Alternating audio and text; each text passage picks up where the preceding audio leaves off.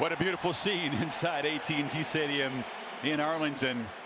We get the Crimson and the Cardinal, and we welcome Sam Ponder to our Sunday Night Football crew. Sam's with Nick Saban. Thanks, Chris. Coach, you give Blake Barnett the start tonight. So in your mind, what set him apart? Well, you know, all the guys did really well. We got confidence in all of them.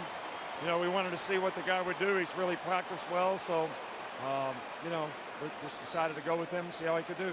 Coach, your defense has been so good for so long, but you lost some important guys, obviously. Tonight, you're up against an offense that does a lot of this run-pass option stuff. So how would you describe the challenge that they present for your D? Well, this is a difficult team because they got a great offensive line. They got good running backs. They can run the ball effectively. They got really good skill guys outside, and then they got all the RPOs to go with it, which is a run-pass option. So we're going to have to play really well. I think depth's going to be a problem for us a little bit on defense.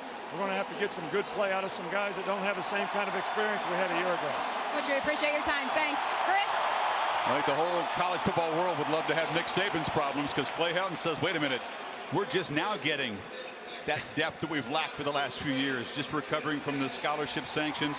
Clay Helton brings a different culture change. Even though he's been around at SC, it feels different with him at the helm. It really does. You know, it's a different approach as far as going out and hiring a coach who's kind of a no-nonsense. He's a football coach, and he has inherited a team that finally the NCAA sanctions are behind them. They can go out and recruit. We talked about they have got some high-caliber athletes.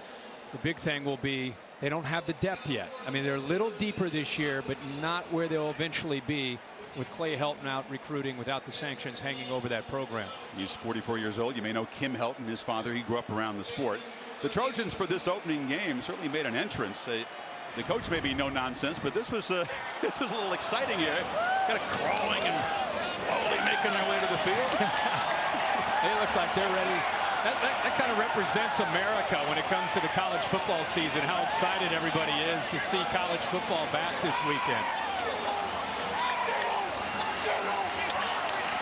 There was nobody holding them back. They just decided to make an entrance. Well, I think fans know that the accomplishments of these two programs. See Pete Carroll raising the BCS trophy. They got 7 national championships. Alabama claims 11. SC with the edge in Heisman Trophy winners, and look how even they are in NFL first-round draft picks. Bama perhaps having the edge lately. If you're a traditionalist, all you have to do is just look at these two uniforms on the field together, and you just want to kick back and watch this game. I mean, to see Alabama and USC play each other in a regular season and in this great stadium, this is going to be a lot of fun. No doubt. It's always fun when the two traditional powers get together. Always fun on opening night to have some of those many questions we've been talking about for 9 months answered. And that guy's one of them right there. Max Brown filling in for Cody Kessler, as you said, 4th year in the program, waiting his turn. Kirk, all those reps and all those practices. It's a lifelong dream for him. He's never been the guy before in any game. Almost no experience against a quality opponent. And he's got a real high-quality opponent tonight. Yeah, 6'5", 220.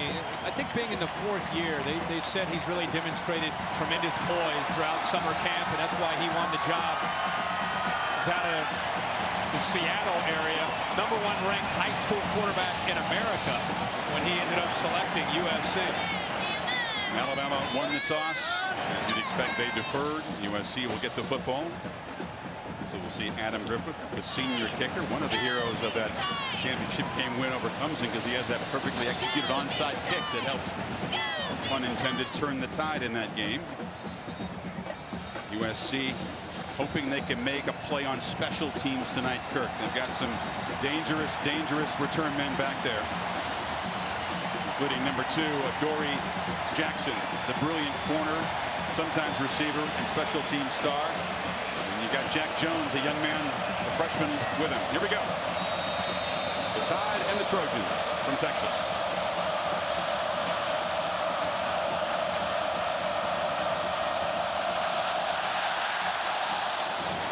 Deep boot driven into the end zone for a touchback. So here comes the 6'5" junior Max Brown, Skyline High School, 8 career completions, Kirk. That's it. Very important early in this game for Max Brown to settle into the game. And one thing that Clay Helton has done, along with T. Martin, the offensive coordinator, who, by the way, is calling his first game in a big-time atmosphere, They want to settle him in and try to get the ball out of his hands fast and find things that he's comfortable with. Big thing is you don't want to make, obviously, that disastrous mistake and hold on to the ball, take sacks, and turn the ball over. Justin Davis, the senior, motions out of the backfield, and Brown flips it to him. Couple blockers on the edge, and he makes it across the 30-yard line, stopped by Eddie Jackson, the safety. Now, these two teams have been waiting for one another. USC, I think they built their entire offseason to come into this game to try to show America that they can play with the best in the country in Alabama. Showing a little tempo here in the pistol formation. They fake it to Davis, and Brown will take his first downfield shot. Darius Rogers goes up and makes a leaping grab inside the Alabama 35. The senior from Compton. Yeah, Chris, what an adjustment here by Darius Rogers in the backup corner. Everett never really found the football. The ball is underthrown, as we often see. Great adjustment locating the ball by Rogers, and he high points the ball. 36-yard gain. They're playing fast again. Not much there for Justin Davis. So right away, T. Martin trying to make Bama uncomfortable with the tempo. Love the call. They're not backing down from Alabama. They've got him in a nickel situation. That's a backup corner against one of their better receivers at 6'1", 215 pounds. And Rogers, he found the ball, came back to it, and Everett never had a chance to see it. In the jet sweep. They hand it off to Stephen Mitchell Jr. Tide string it out, and they hammer him for a loss. Marlon Humphrey, the corner, came up to deliver the shot. Humphrey makes the play here, Chris, but Hamilton, number 20, forced him back inside, right there. Ooh, almost lost the ball. Lucky to hold on to the ball. That's a big collision, and the sophomore Humphrey, who's a physical corner at 6'1", about 200 pounds, lowers the boom. So it sets up 3rd and 12. Alabama rushing 4. They still get near Brown, who completes it short to Taylor McNamara, the tight end, but he's well covered and far short of a first down. Reuben Foster stopped him. Alabama only rushing 4 there. They're going to mix up their coverages. They're going to try to do everything they can to confuse Max Brown. If they get Max Brown to 3rd down, Clay Helton knows he has to simplify the playbook and try to get the ball out of the hands of Brown as quickly as possible. Matt Bormeister is the junior kicker, and he's going to try it out for a pretty long one. 47 yards for the lefty.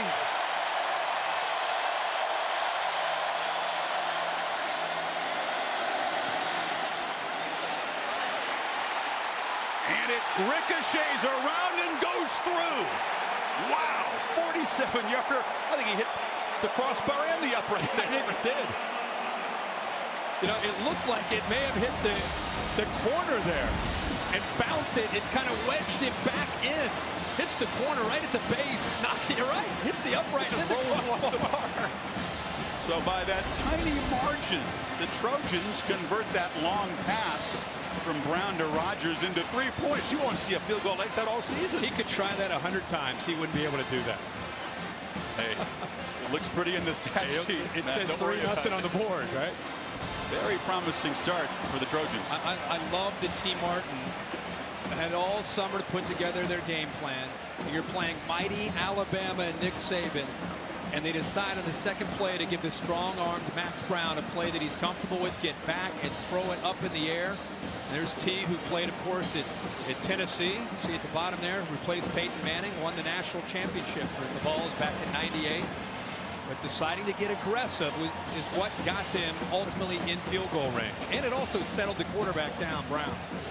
And you spotted it. It was a little bit of a good matchup, too. The senior Rogers on Everett, the backup corner who's not as experienced as Humphrey and Micah Fitzpatrick. But after that big play, that Bama defense, they squeezed down and forced that field goal. Bormeister, after the ricochet field goal, kicks it away. Trevon Diggs, number 7 for Alabama, is a true freshman that has come in this summer and impressed the staff. He's going to share kickoff return duties with a veteran, Ardarius Stewart.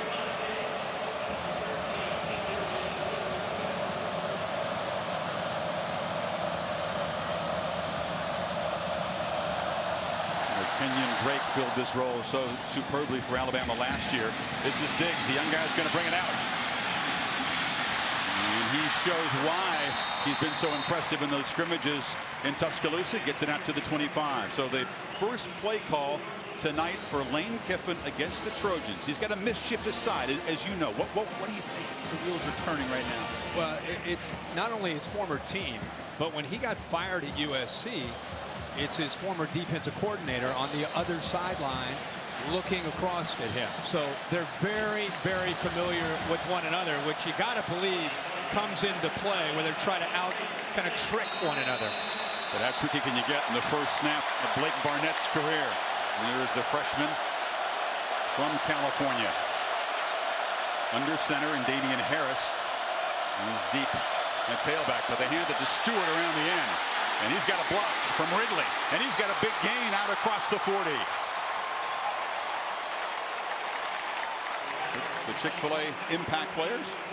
You look at this Alabama offense, and right now we're going to find out who eventually becomes the back. But Damian Harris is their leader. Calvin Ridley with a big block there. Hutchings and Adoree Jackson will be out man-to-man a lot on Calvin Ridley tonight. 17 yards on the first play. Quarterback keeps it, flips it to Ridley, who dropped it in the flat. So trying to get to the edge in the first two plays. Let's keep in mind, we've talked so much about Max Brown, but Blake Barnett, another guy out of California who is highly touted. A lot of the Alabama staff thought when he first came in, including Lane Kiffin, he might win the job last year. It didn't work out, so he redshirted, and he's kind of come on in camp to win the job over Cooper Bateman.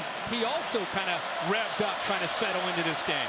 Gives it to Harris, who was hit hard and knocked down by the leader of that SC defense, Cam Smith. And Cam Smith had a great freshman year last year at SC. Talking to Clancy Pendergrass, their defensive coordinator, I said, when you go up against Lane and you got a young quarterback, what are you trying to do? And he said, obviously, we've got to take away their running game. We've got to fit right, take away their running game, and get Blake Barnett or Cooper Bateman, whoever the quarterback is, into some obvious passing situations, and then blitz them and be creative. Here he is, right here. Yeah, they're showing a lot of pressure against Barnett on 3rd and 9, aren't they? Look at all those Trojans crowding the line.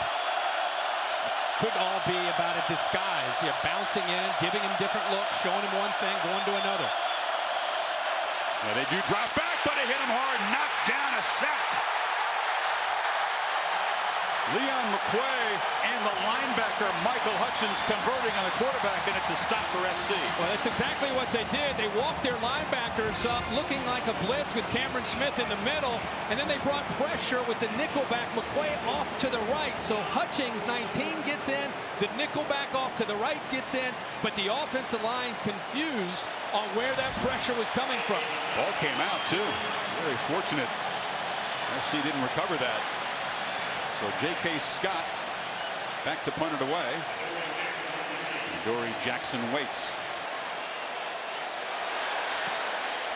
And the junior, one of the finest in the country, booms a high one, and a fair catch made back inside the 20. So SC drives for a field goal and then stuffs the tie. Second possession for the Trojans coming up.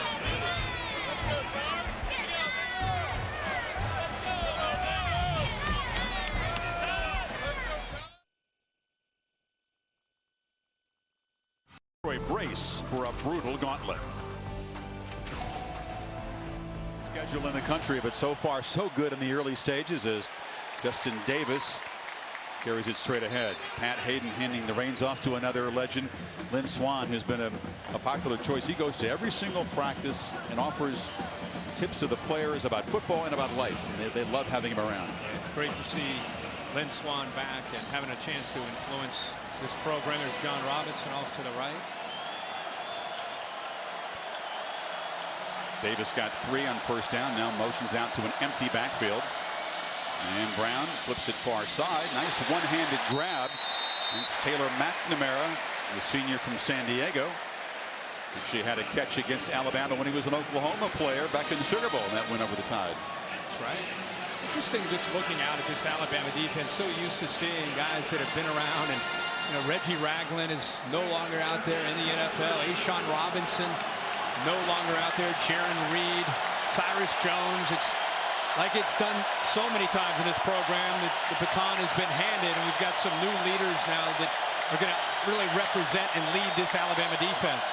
And try to get USC off the field here on 3rd and 3. A timeout is called.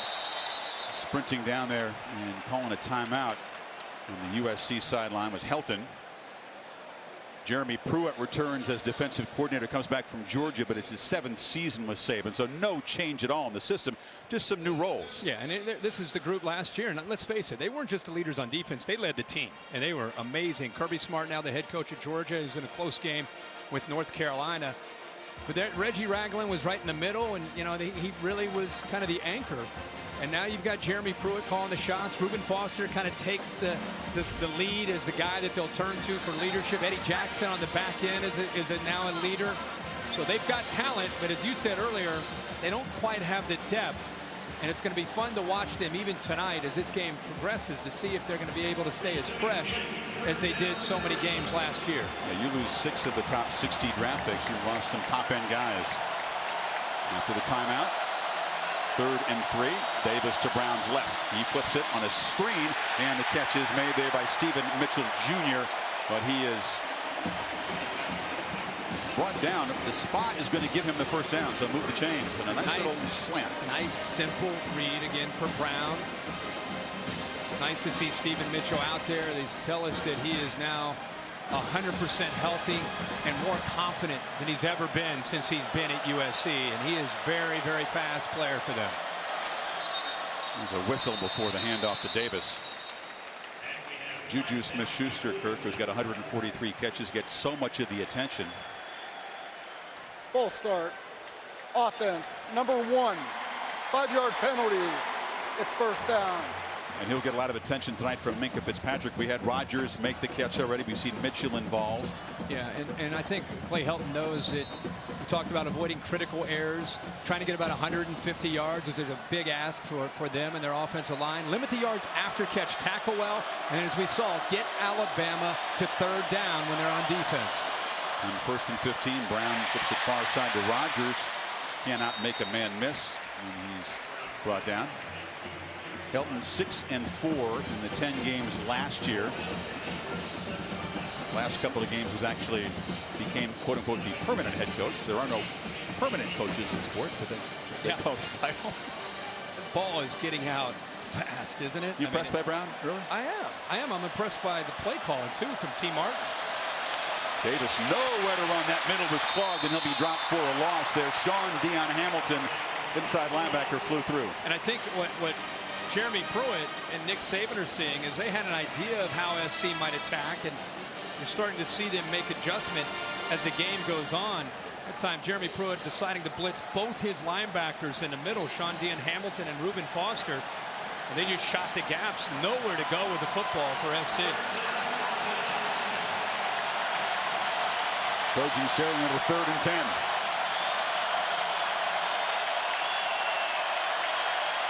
Bama rushing 4, but Brown is still pressured. Steps up, shows some speed, and bolts straight down the field before sliding into Alabama territory.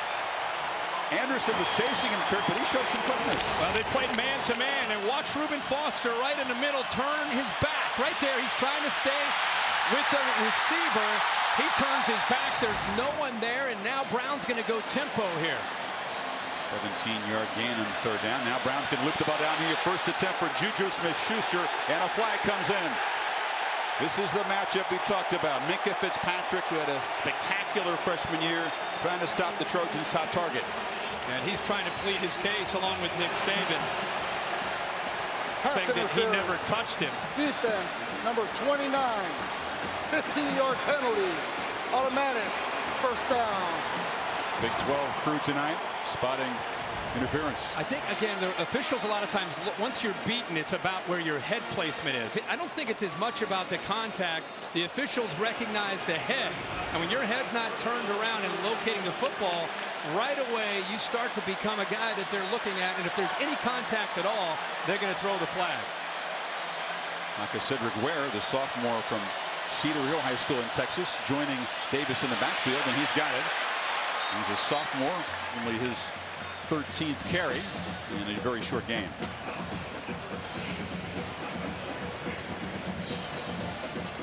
Other than the quarterback scrambling, not much going on the ground. Back to that again. See Fitzpatrick's head.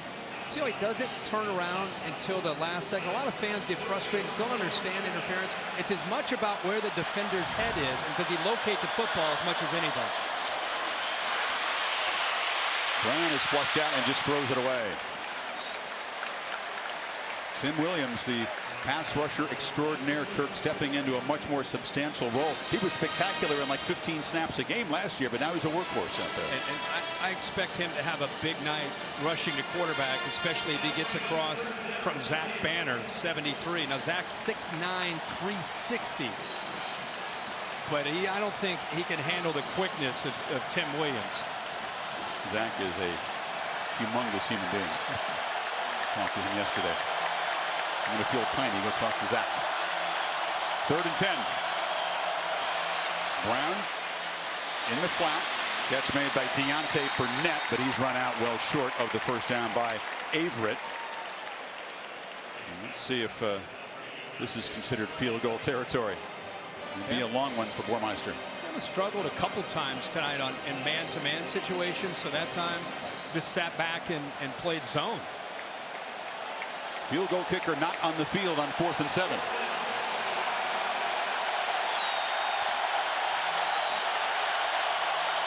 Alabama fans rising to their feet. Brown will be dropped. Anderson got him, and the Tide will take over. The senior, another great pass rusher on this defense. Yeah, he has speed, but Zach Banner, look to the right tackle. He's big, but he doesn't have the speed and quickness to be able to deal with Ryan Anderson or Tim Williams. That was a drop back where Max Brown held the ball for quite.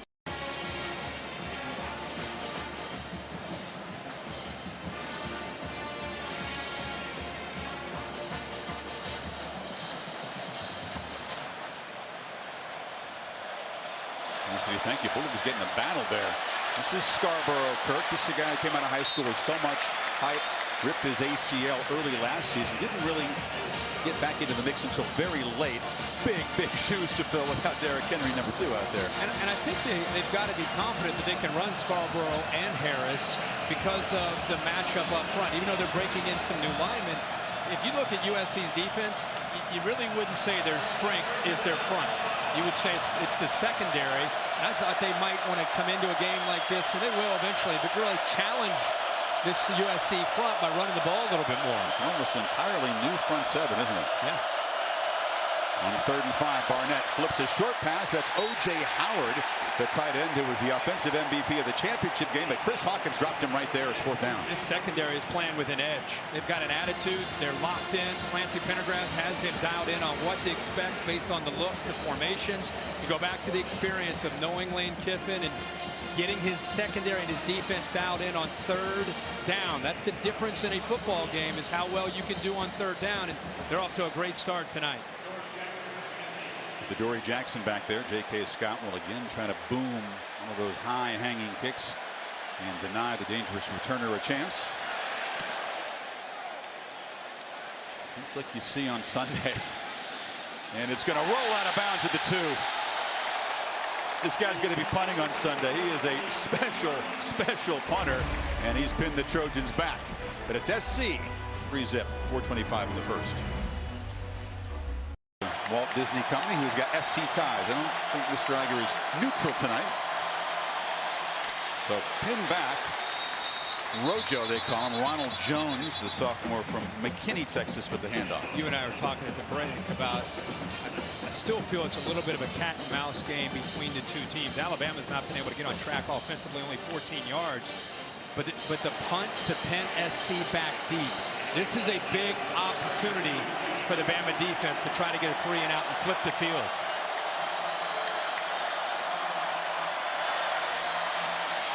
Brown from his end zone, and will just throw it away. There is nobody open. 3rd and long coming up. You know, he has that internal clock. He's playing Alabama, and he knows when he drops back, it's about 2.5 seconds, and you got to make a decision. Get rid of the football. You got to move out of the pocket, move the launching point. That time making a good decision, especially in his own end zone, to get rid of the ball. Now we're at that 3rd down. Now he's really got to get the ball out of his hands here before Tim Williams and Ryan Anderson on the edges can get to him.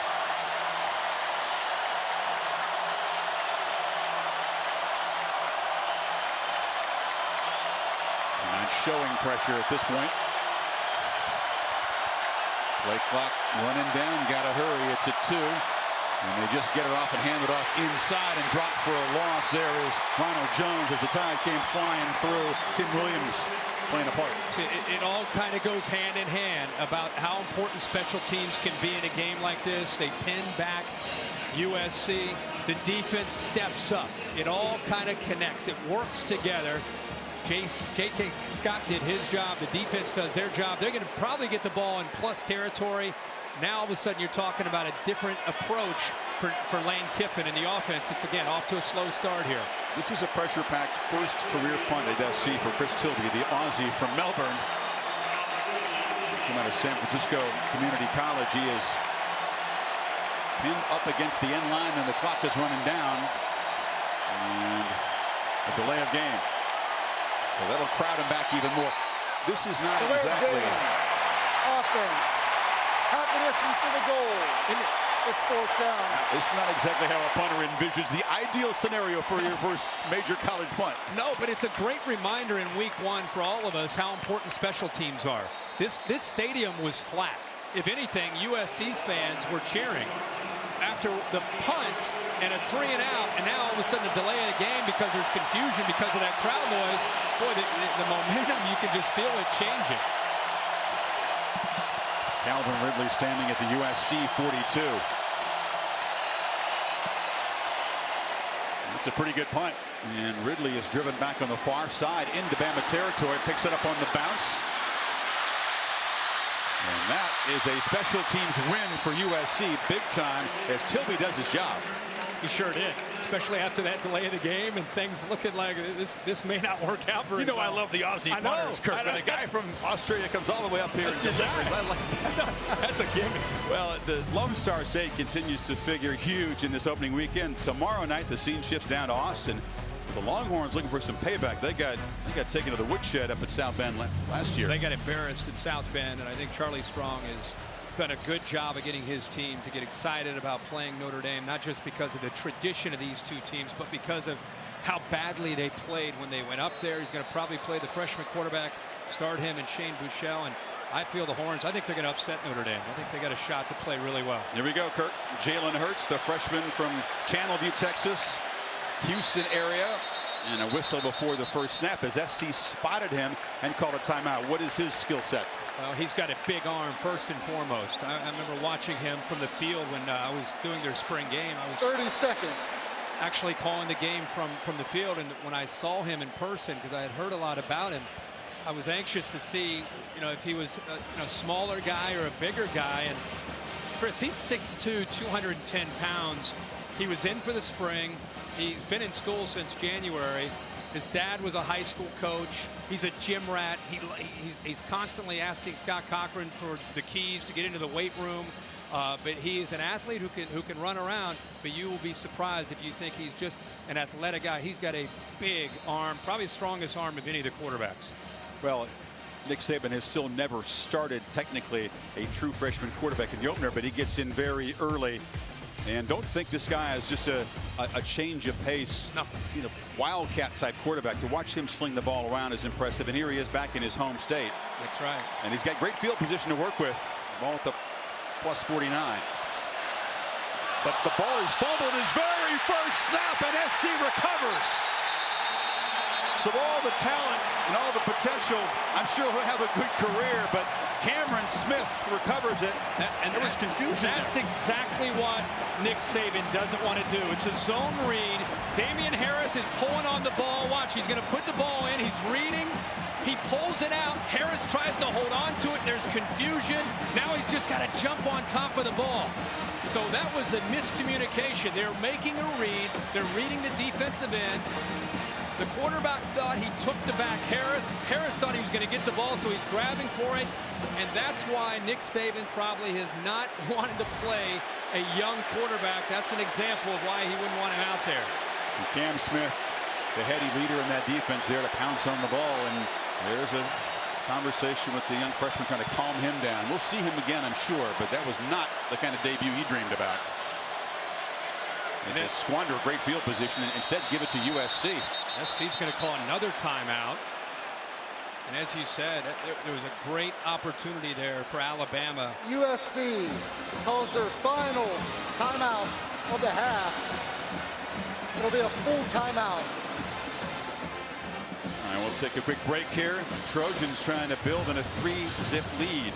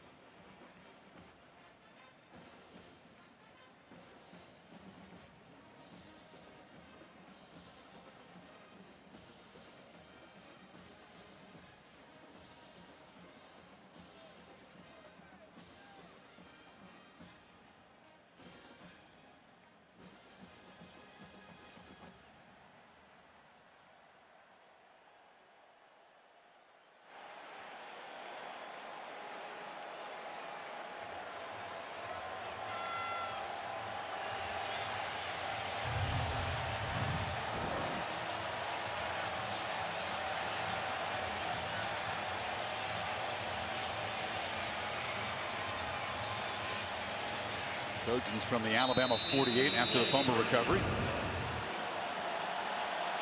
A little better than the last possession, Kirk. Took over at their own 2. This is Ronald Jones. There's just heavy traffic. Some things don't change. It's tough to run inside on Alabama. Down to Sam Ponder. Chris, that was worst case scenario for this defense, mostly because for the last few drives, they've been sucking wind, frankly, on the sideline. They were hooked up to oxygen. Nick Saban even came over to try and encourage them. The bench was almost silent. The only guy that was talking, speaking up, was Jonathan Allen, of course. They need more leadership and more time to relax on the sideline. Interesting. Look who's out there for SC. Their number 2, Adoree Jackson, the corner who played 3 ways last year, but has not practiced on offense. He's just a decoy, and once again the pressure gets to Brown. You know how Chad Wheeler is not in this game? The left tackle Wheeler is out, and so you've got a young guy, Aduga, left tackle. He comes down, and you're talking about one of the best pass rushers in the country, and Jonathan Allen, nobody blocked it. I mean, it's hard enough on Max Brown, but if you're not going to block Jonathan Allen, that's an easy sack for the big fella, number 93. Wheeler, that senior left tackle, struggling with plantar fasciitis, a foot injury, and his absence could be very key tonight. 2nd and 13. Brown just fires it into the ground. There was just nothing there.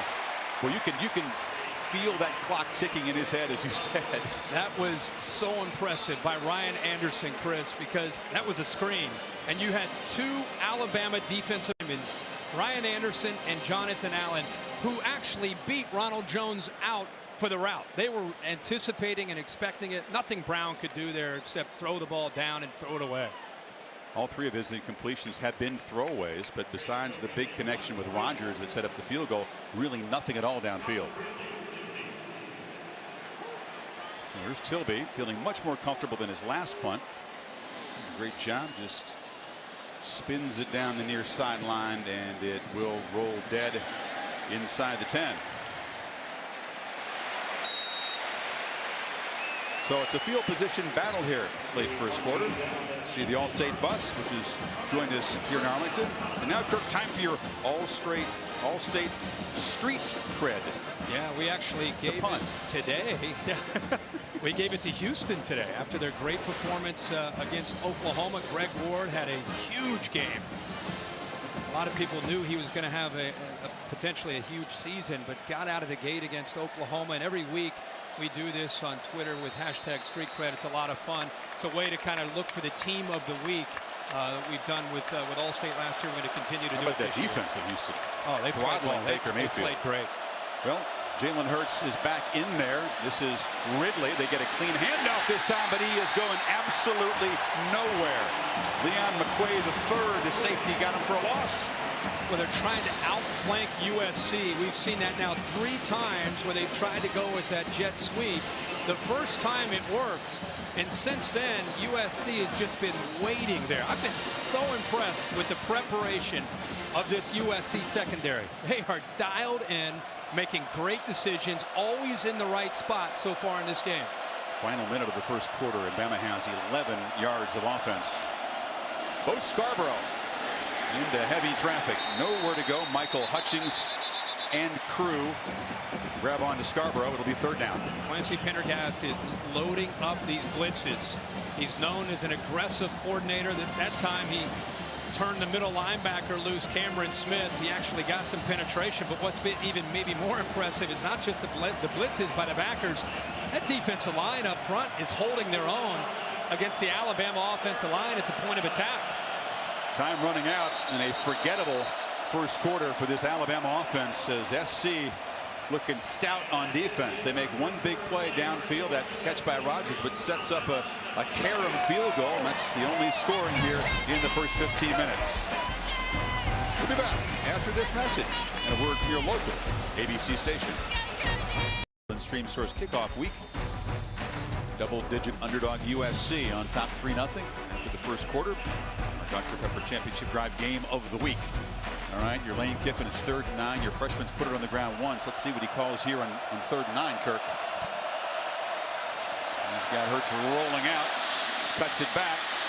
He can't make enough Trojans miss. He's going to be stopped right there. Cameron Smith got him, and a punt comes up. He plays zone coverage on 3rd down against an athletic guy who has potential to pick up the first down with his legs, and all eyes are on him. All eyes are on him. You saw 5 or 6 white jerseys leveraging the football. There was nowhere for Hurts to go. Again, fundamentally sound USC defense. Scott in his end zone. And Jackson says, I'm going to back up this time. He's way back at the SC 40. And Scott drives it right about there. Won't be many return tonight with that kind of hang time. SC will take over, though, with, again, good field position. All right, partner, ready for tonight's Affleck trivia question with an Olympic twist. Athletes with USC ties earn 21 medals, tied with Cal for the 2nd most among NCAA programs. Which school won the unofficial gold medal for most medalists? That's a great question. You know, these are not athletes just from America. These schools attract athletes from all over the world. I got to think Stanford. That was my guess. I think the Pac-12 went 1, 2, 3. UCLA? I'm going to guess Stanford. I thought you were wrong. Okay, good. I'm going Stanford.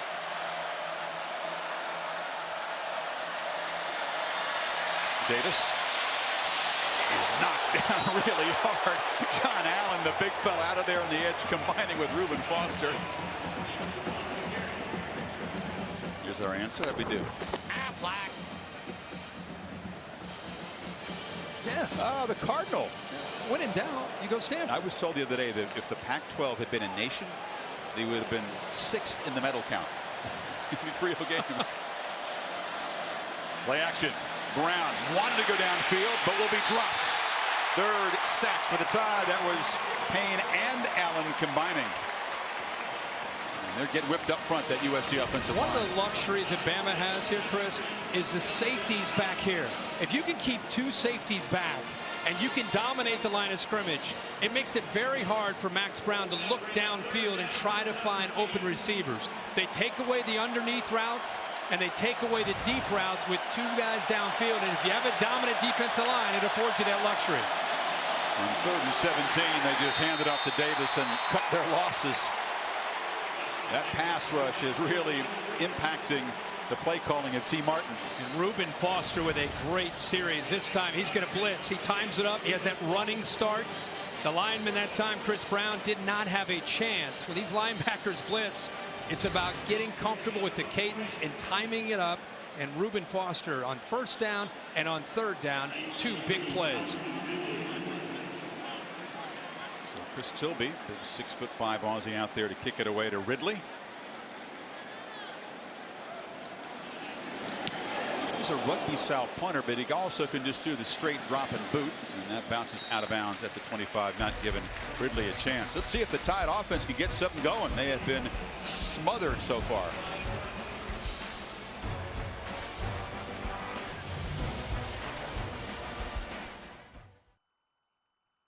Questions now about the quarterback situation they did before.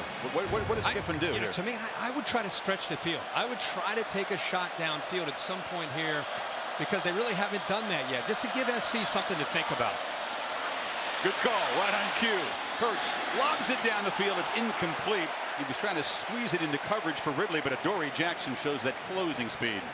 And I think you had a feeling. Yeah, we were just talking about that, and I think the reason is it's an incompletion, but it gives this very active USC secondary something else to think about besides a short pass, a jet sweep, or a run. They are dialed into this offense right now. Now they've got to start thinking about some other things. So I would try to go back. Jalen Hurts has a big arm. Try to find a matchup and continue to try to challenge SC's defense downfield. Maybe not challenge Jackson, though. There's another one of those complicated plays where Stewart comes in motion. This time they execute the handoff, but Harris goes nowhere. Remember, Ryan Kelly is not in this lineup. One of the best centers in college football last year. I just want you to watch the pit. Watch the difference when you don't have an All-American center. And you're talking about, on paper, when we came into this game, gee whiz, how is USC's defensive line going to match up against Alabama? Sure, there's some new bodies, but they're big, strong guys that should have an advantage. Boy, they are getting whipped up front right now by this SC front. There's Noah Jefferson in number 91, a good-looking sophomore from Las Vegas. They need 10 on third down. It's Howard in motion. They got to hurry. Hurts rolling out. Shows the big arm. Throws a rope on the sidelines. Let's check the spot. Ridley's got it. And it's going to be a first down. Just. Give you an indication of the arm strength from Jalen Hurts. And a great job at tiptoeing to the sidelines by Calvin Ridley. Knew exactly where he needed to get for the first down there on third down. By a few inches. Nice play action. Hurts shows the elusiveness. Gets a block on the edge. Gets another block. And scampers out across the 45. So improvisation. There was some nice blocking by his teammates there. And they finally get a first down. And now you can go back to the game plan of tempo. Trying to wear down SC. Trying to get them back on their heels. Gives you an idea, you're right, of the athletic ability. Very different from Blake Sims. Blake Sims was light on his feet, could make you miss. Jalen Hurts has that ability, but he also is much bigger at 215 pounds, into lifting weights and being strong. He'll run over top of you, not only able to run around you. Well, they say he's an absolute beast in the weight room. Harris cuts it back. That's one of the more positive runs for SC, and on second and short, they move the change again to midfield. Back-to-back first downs. First time we've seen that tonight for Alabama. And again, a big part of what they want to do is test the depth of SC. SC's trying to make some substitutions. They're a little confused. See, this first time we've seen them a little bit confused. Not much for Harris. That's interesting to see. Number 2 in that Crimson Tide jersey out there, because the last couple of years, of course, it's been Derrick Henry just hammering downhill. This guy's not quite Henry's size yet, but a pretty impressive specimen for a true freshman, to say the least. Imagine, and all indications, he had a great spring. He's had a great camp. If you're wondering where is Cooper Bateman with the experience, or Blake Barnett, I think he must have outplayed them in these last 2 or 3 weeks for them to be willing to give him a shot. If he plays well enough and finds a way to win this game, he may not let go of the job. These are not veterans like Coker and Henry. They got a true freshman, Bo Scarborough, a sophomore behind him there with no experience at all. It's on the run again, just throws it away. Porter Gustin, the linebacker, chased him. 3rd and 6 now. You know, he looked out to his left and he saw Calvin Ridley matched up one-on-one with one of the better corners in the country, and Adoree Jackson. And that's a matchup for Mel Kiper and Todd McShay. 2 future first-rounders going head-to-head. I think USC feels confident that they can leave number 2 all by himself out there against Ridley. And there he is again. There's not a safety behind him to help. That's very rare against Ridley.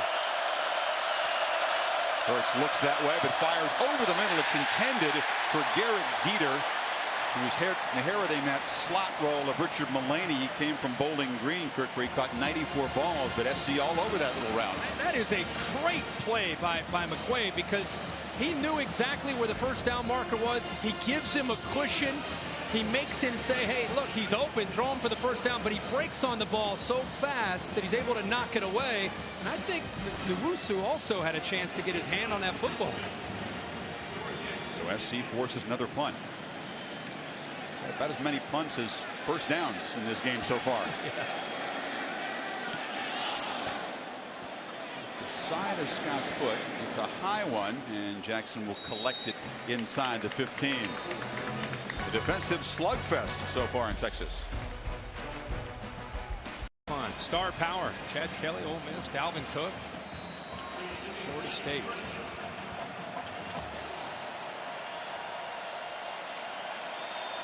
SC goes to work, nursing a 3-point lead, and Brown loops it far side. Just no chance there for Smith-Schuster. Very well covered by Marlon Humphrey. Well, Humphrey had the coverage, and Eddie Jackson had his back. It goes back to the point about how Alabama typically tries to keep two safeties back. And when you have two safeties back, one is responsible for one half of the field deep, and one is responsible for the other half deep. And it makes it incredibly hard to find little creases to be able to make a throw. And an out and up might beat a corner, but it doesn't beat the safety. That time, you had both Humphrey and Jackson there.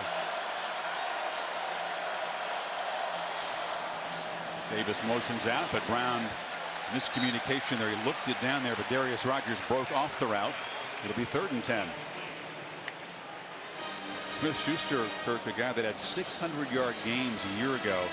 So they've got him, Ridley on the other side, but the attention paid to the two top receivers very evident so far. Yeah, they're doing a really good job making them work to get off the line. And like I said, when you have corners that are physical and safeties over the top, you got to find some inside throws to either slot receivers or tight ends, because it's very, very tough right now on the outside for SC. 2-by-2 look with Justin Davis in the backfield. Brown delivered short, would have been nowhere near a first down. Again, Juju Smith-Schuster crowded by Fitzpatrick.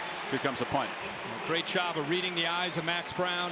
Looked it the entire way, was looking towards Smith-Schuster. You can see the defense. They got a great jump on the ball. Minkah Fitzpatrick, who is one of the more talented defenders on this Alabama defense, jumped the route perfectly, comes around with the right hand and knocks that ball away. You can see some frustration on the face of Smith-Schuster. He's just not used to being blanketed like this. Conversation between Brown there and his right tackle Banner. Started 7 for 7, just 1 of 7 since. And that pass rush a big reason. Both punters very busy tonight. There's the Aussie Tilby again. Tide peel back to set up a return. It's a low kick. Ridley can't get to it. And spins backwards out of bounds right near midfield. That's where the Tide will take over. 9:02 until halftime.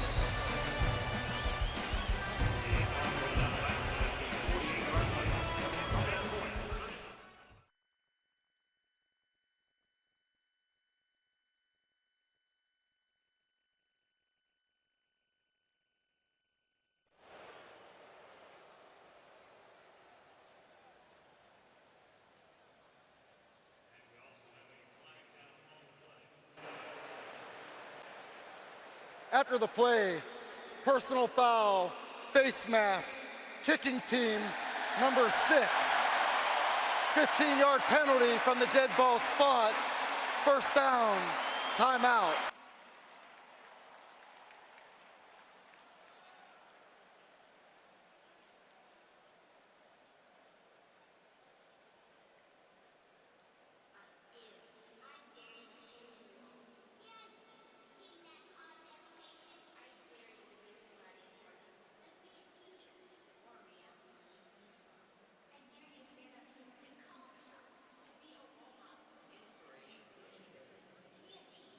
Bama, as you said, deepest they've been in SC territory. See if Lane Kiffin decides to be aggressive or a little bit more conservative. See the drive chart there. They got 40 total yards.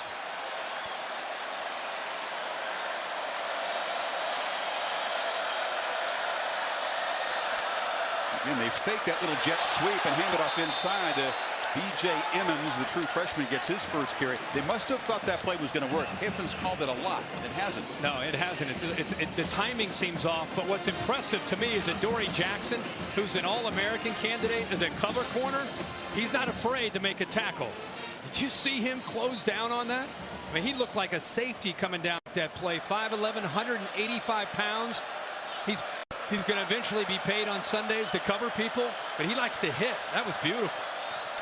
He's not afraid of anything. Hurts rolls out, flips it. Howard has to awkwardly make a catch and will lose yardage. Timing again off on that play, and Marvell Tell dropped him. Yards after the catch. Big emphasis this entire week out in Los Angeles for this defense. Clancy Pendergast has talked all week about it with his team. Guys are going to throw a lot of the quick throws. Lane Kiffin likes the run pass options, and the ball's going to get out quick. We've got to take away the talented receivers after the catch. Tide, who are 2 for 8 on third down, need 13. Hurts shows the arm, throws it into the end zone for a touchdown. Darius Stewart. A taste of what this talented true freshman quarterback can do, and the Tide take the lead.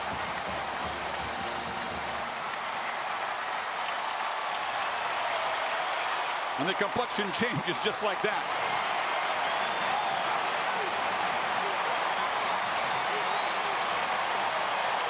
"49 yards to the veteran from the rookie." Yeah, great arm strength. It gives you an idea what he can do. And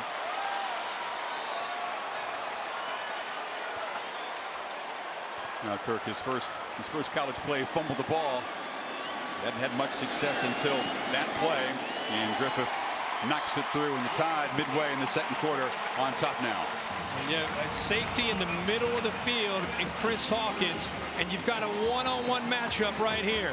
He's actually going to work and get pushed out of bounds and then just use his speed to go by the corner this time. Watch, he gets physical all the way, pushes it out of bounds, but he doesn't give up on the play. Marshall, his strength as a corner is his physicality. He doesn't have the speed to be able to run with Darius Stewart. And you really wondered coming in, if Jackson was going to take away Ridley, how would Marshall do against Stewart, who the Alabama folks think might be their best receiver? That time, Hurts had time to make the throw by rolling out to his right, and you can see Stewart gets behind Marshall for the touchdown.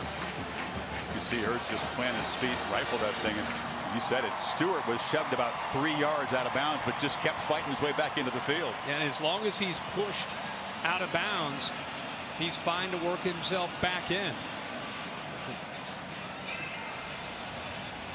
Now, you can gain as many yards in that play as he had the entire football game. That's one of those big exhales for not only the freshman quarterback, but the entire Alabama sideline and probably the entire Alabama nation who are here and around the country watching the game. To Samantha Ponder. Chris, you guys were just talking about how the sideline responded to Jalen Hurts. Nick Saban told us this week they were looking for a guy to win the team over at quarterback, and it just hadn't happened yet. I can tell you from being down here, all signs point to him being the guy this team wants to push them forward. Obviously excited about the touchdown, but he doesn't act like a freshman at all.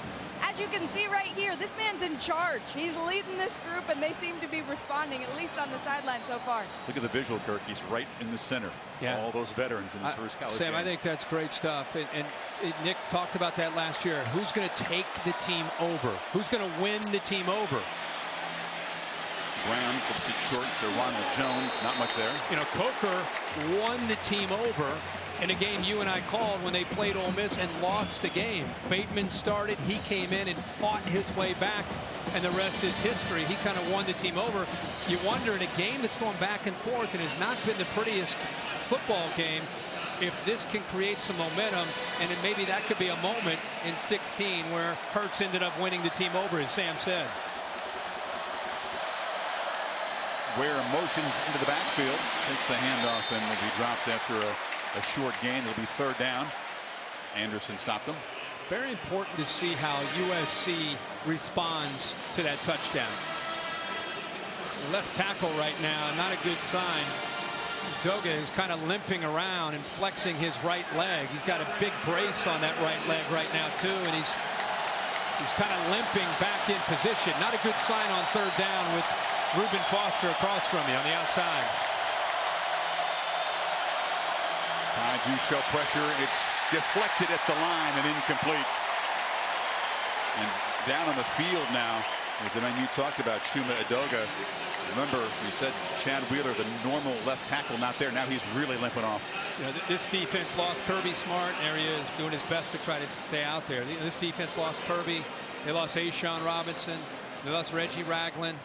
They lost a lot of great players, Jaron Reed. But one thing is certain. They still have athletes, and they still get after the quarterback. That is a mainstay with a Nick Saban defense. Led the nation with 52 sacks a year ago. They have 3 tonight and a ton of pressures. 5th straight 3-and-out for the Trojans, and a fair catch made by Ridley at the 25. So the Tide in front go back to work. 6:25 to halftime. Fought, scratched to be up 3-0. In an instant, they're down 7-3. They go 3-and-out. How do they respond right here? Well, they get gashed right there by Harris. A positive play, and all of a sudden, the Tide runners starting to get downhill a little bit. Yeah, you just want, again, about the vulnerability of this team. And they have put so much into competing with this Alabama team. And for things to, in the blink of an eye, go in the other direction, you got to show some backbone right here if you're USC. And that's a great start for Damian Harris on that first run. Zadoga makes his way to the locker room. Quarterback keeper weaves around in traffic and picks up about 3. It's an SC team that lost 6 games a year ago. They're a confident bunch. We've been around them, but do you think deep down there is a little bit of doubt whether they're ready for this? I don't know if it's doubt, but I think because of where they have come from, I think it does put you in a position where you build your whole off season and you think that this is the year we're gonna get off to a big start against Alabama. You got a new quarterback and things are going well. Defense is playing lights out. And then, as I said, it's in a blink of an eye, you're all of a sudden down 7-3. It just makes you wonder, this USC teams in the past 4, 5, 6 years, they get punched like that and they may wilter. This is a different year, and you'd like to see them fight through it, a little bit of adversity. But this is a telling time in the game to me. After as well as they have played, they're down 7-3. Yeah, it's a real test of the leadership. Alabama's the kind of opponent they're going to test the will of every single team that lines up against them, and you can begin to see a bad sign for SC is that Tide running game, the meat and potatoes, is starting to take effect. Yeah, and that offensive line is gelling as we watched him on every series and every snap, because there's 3 new guys up there. There's 4 guys playing new positions. The only guy who is back playing the same spot is Cam Robinson. And other than that, everybody else is new. Now, Ross Pierce-Baker is a guy who played last year at left guard. He's moved to right guard, so he's kind of feeling his way through this too. So this is an offensive line that they're only going to get better as this game goes on. And one of the key defensive linemen, Jefferson, leaving the game to be checked out on the USC sideline. Harris again makes a quick cut and a burst and breaks a tackle. Damian Harris will be tracked down inside the 15 by the speedy Jackson, but the Tide are rolling. Wow, what a push. We're just talking about the offensive line. We've not seen a push all night. Watch the left side just blow USC back. Great job as well by the right tackle, Jonah Williams. And finally, some room to run for an Alabama running back. After a 46-yard gain, Kirk, a depleted defense is huffing and puffing, and Tide trying to play quickly. That's a nice stop by Michael Hutchings. Hutchins steps up. He's been doing it all night. But look at that. Look at the push. It's the first time we've seen him do it. O.J. Howard also picked up a nice block. But if you give Damian Harris or any of these backs from Alabama just a little bit of room to work with, they're going to do some great things. Now you got Ardarius Stewart in the I formation in the back behind the quarterback. Scarborough off to the right of Hurts as Stewart now motions out. 2nd and 11. And the play action look. Hurts flips it near side. Stewart makes one man miss and jumps out of bounds just across the initial line of scrimmage. It's going to be 3rd down and long. He wanted O.J. Howard on the wheel route, but SC took it away. Does a nice job of showing patience. The young quarterback just checks it down. It's his receiver, Ardarius Stewart. You know, Ardarius Stewart doesn't get a lot of recognition, but when you get inside the Crimson Tide program, the first guy they want to talk about on offense is Ardarius Stewart. A real leader and a real playmaker, while most of the attention goes to the sophomore Ridley. Third downs have been a nightmare for the Tide. This is a straight quarterback keeper. Hurts, not much there. He was 2 for 10. They had the one big touchdown play, but they have really struggled on third down. Marshall forced him out. Nice job by SC after giving up the big run. They forced a field goal here. So we'll see Adam Griffith, the senior. 36 field goals in his career. Got off to a rough start last year, but an incredibly strong finish. 28 yards for the young man born in Poland.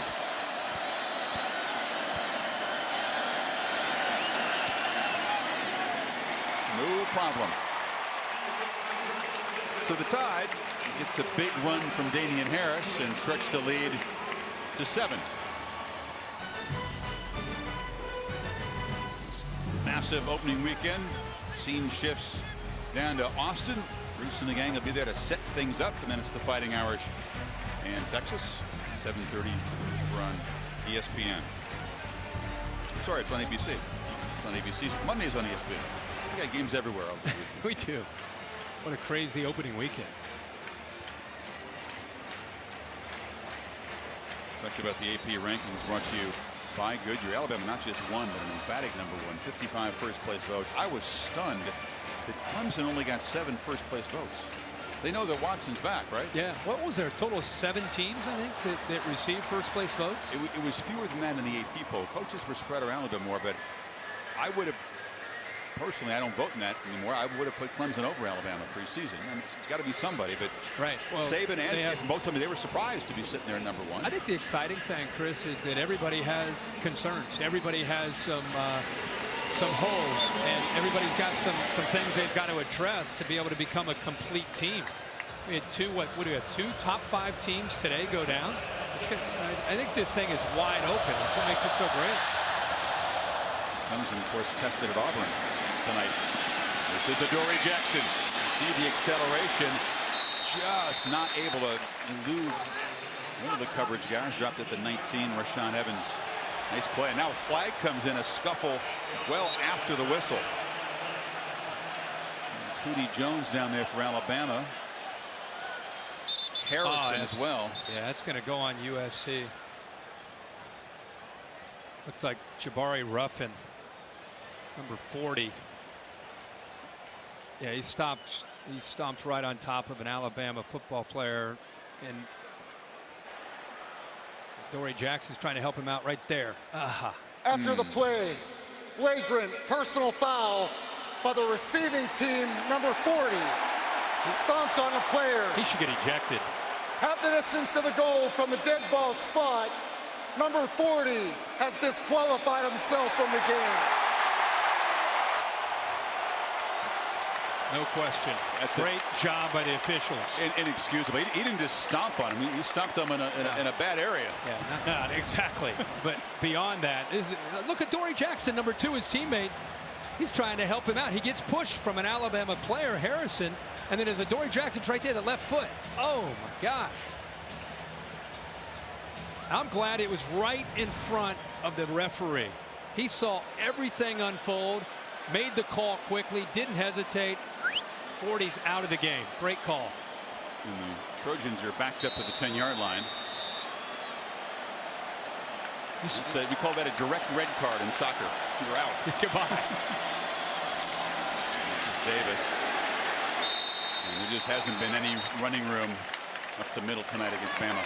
With some of the issues that USC has had off the field, the depth at linebacker is already a problem. And now you take Ruffin out of the lineup, and Clay Helton, if depth becomes an issue, it's already a challenge for SC. All of a sudden you lose another body that's capable of playing outside linebacker because of a stupid mistake. Ruffin was a backup, a senior though, but you're right. Depleted depth already at the linebacker position. And then 2nd and 8. Deflection. Intercepted. Humphrey scores.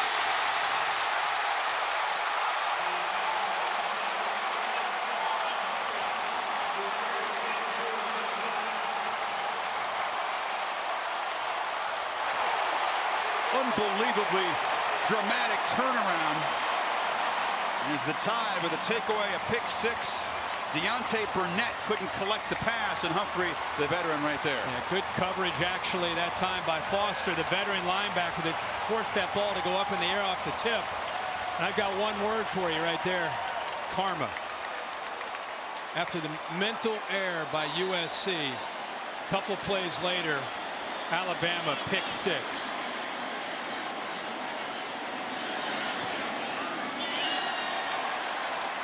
An 18-yard interception return, another non-offensive touchdown for the Tide, continuing last year's trend. We've got a receiver coming across. Right here is Reuben Foster. Watch how he picks him up. Good awareness.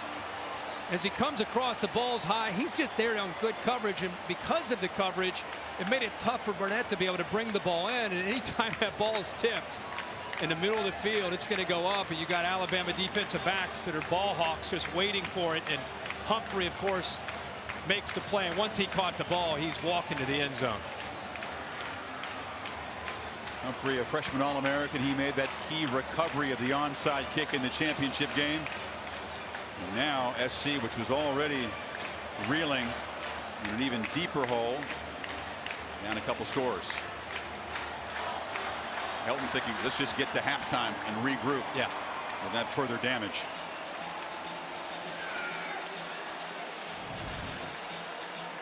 Positive start to this game for SC's offense. They had the long catch by Rodgers, but now still sitting on just 76 yards of total offense.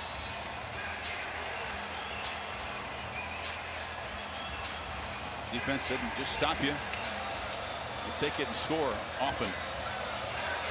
Always a big stat at the end of the year for Bama, non-offensive touchdowns.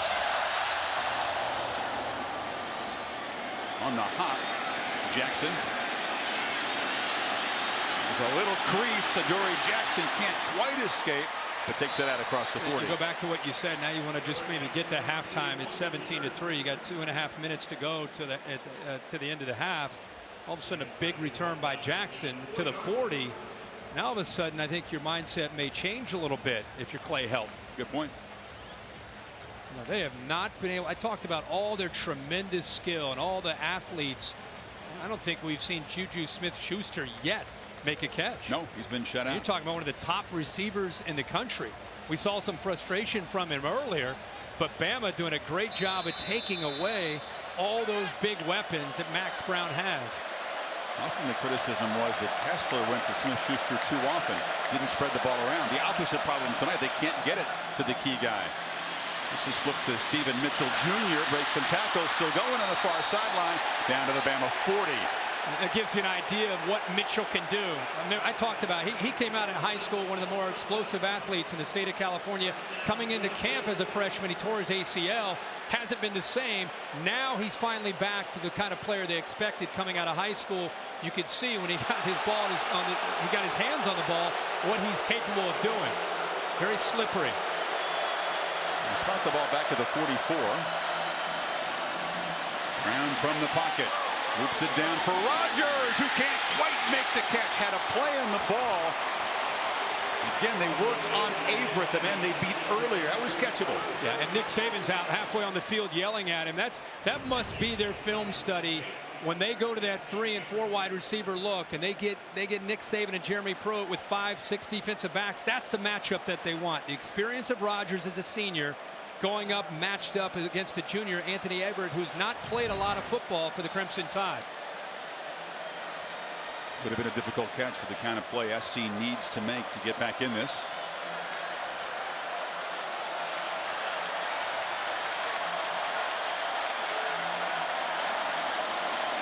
Brown takes another shot downfield and loops it up and over the head of Deontay Burnett. Clay Helton and T. Martin, even though the momentum is clearly in favor of Alabama, this game beginning to slip away. Instead of backing down, they're stepping in and trying to make some big plays. Max Brown looking to stretch this Alabama defense vertically, trying to find matchups that he feels are favorable. Actually had his man. He had a step there with the ball overthrown. Bolden's just 2 of 9 on 3rd down. Brown harassed, delivers it, and it's incomplete. Mitchell was standing out of bounds and the pass arrived. It'll be 4th down. You're Max Brown. You've never made a start in college football. You're in your 4th year, and you've already got a taste of what Alabama can do on 3rd down. You're learning. You have about 1.5 seconds to 2 seconds max to make a decision and get the ball out of your hands on 3rd down. And it's as simple as that. Whether they're twisting or blitzing or just rushing 4, they are in his face in about 2 seconds. Makes it really hard to execute on 3rd down when that's the case. They're now, what, 2 of 10 on the night. If they made that catch, they might have gone for it on 4th down, but now Helton will elect a punt on 4th and 10. Tilby tries to pin the tie deep. Fair catch made by Ridley at the 13 with 1:37 to go before halftime. It's the BMW halftime report with Stan Verrett. We welcome him to the team. Mark May and Mac Brown. Very interesting day. You'll want to stick around for the highlights and the analysis of the opening Saturday of the season. You figured Kiffin might play it conservative here, or does he take a shot downfield? Yeah, no, I think he's very happy considering the way this first half went, especially the first quarter went, to be up 17-3 and feeling good about his young quarterback, who really seems to have just settled in, feeling pretty good after the fumble on the first play of his sequences. Well, a little conversation there with one of the Alabama defensive backs. It's Ronnie Harrison. Scarborough, a short gain. Don't often see that in an Alabama sideline. No, he was looking to get after somebody. I don't know if it was a coach or one of his teammates, but he's been chippy all night. There's Coach Saban trying to calm him down. He is fired up. Harrison's second start in a good freshman year. Guy shifted over from quarterback where he played in high school to defense. Nick has got him calmed down for the moment. 2nd and 7 approaching minutes ago. He's been pretty emotional all night. You want to get emotional against the other guys, though. Not against your teammates. No, he's kind of lost control down there, and Alabama's trying to just move past this. Maybe getting him in at halftime and just kind of settling everybody down to be good. Well, if you're T. Martin running that USC offense, you're going to have to go in and figure out what you can do, what Max Brown feels comfortable doing against that fierce Tide pass rush. The ground game really hasn't contributed too much for USC. Alabama with just the one big touchdown pass and the pick 6 by Humphrey.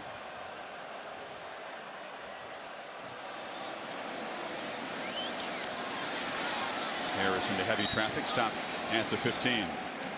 So this Tide team got off to a very slow start. Got the touchdown pass to ignite them, and then the pick 6, and they lead 17-3 at the break. Now we welcome in Stan Verrett tonight, who has got some big shoes to fill.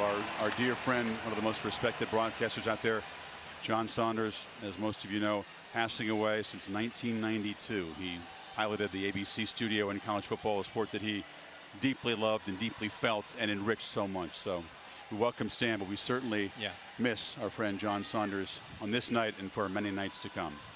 Halftime coming up.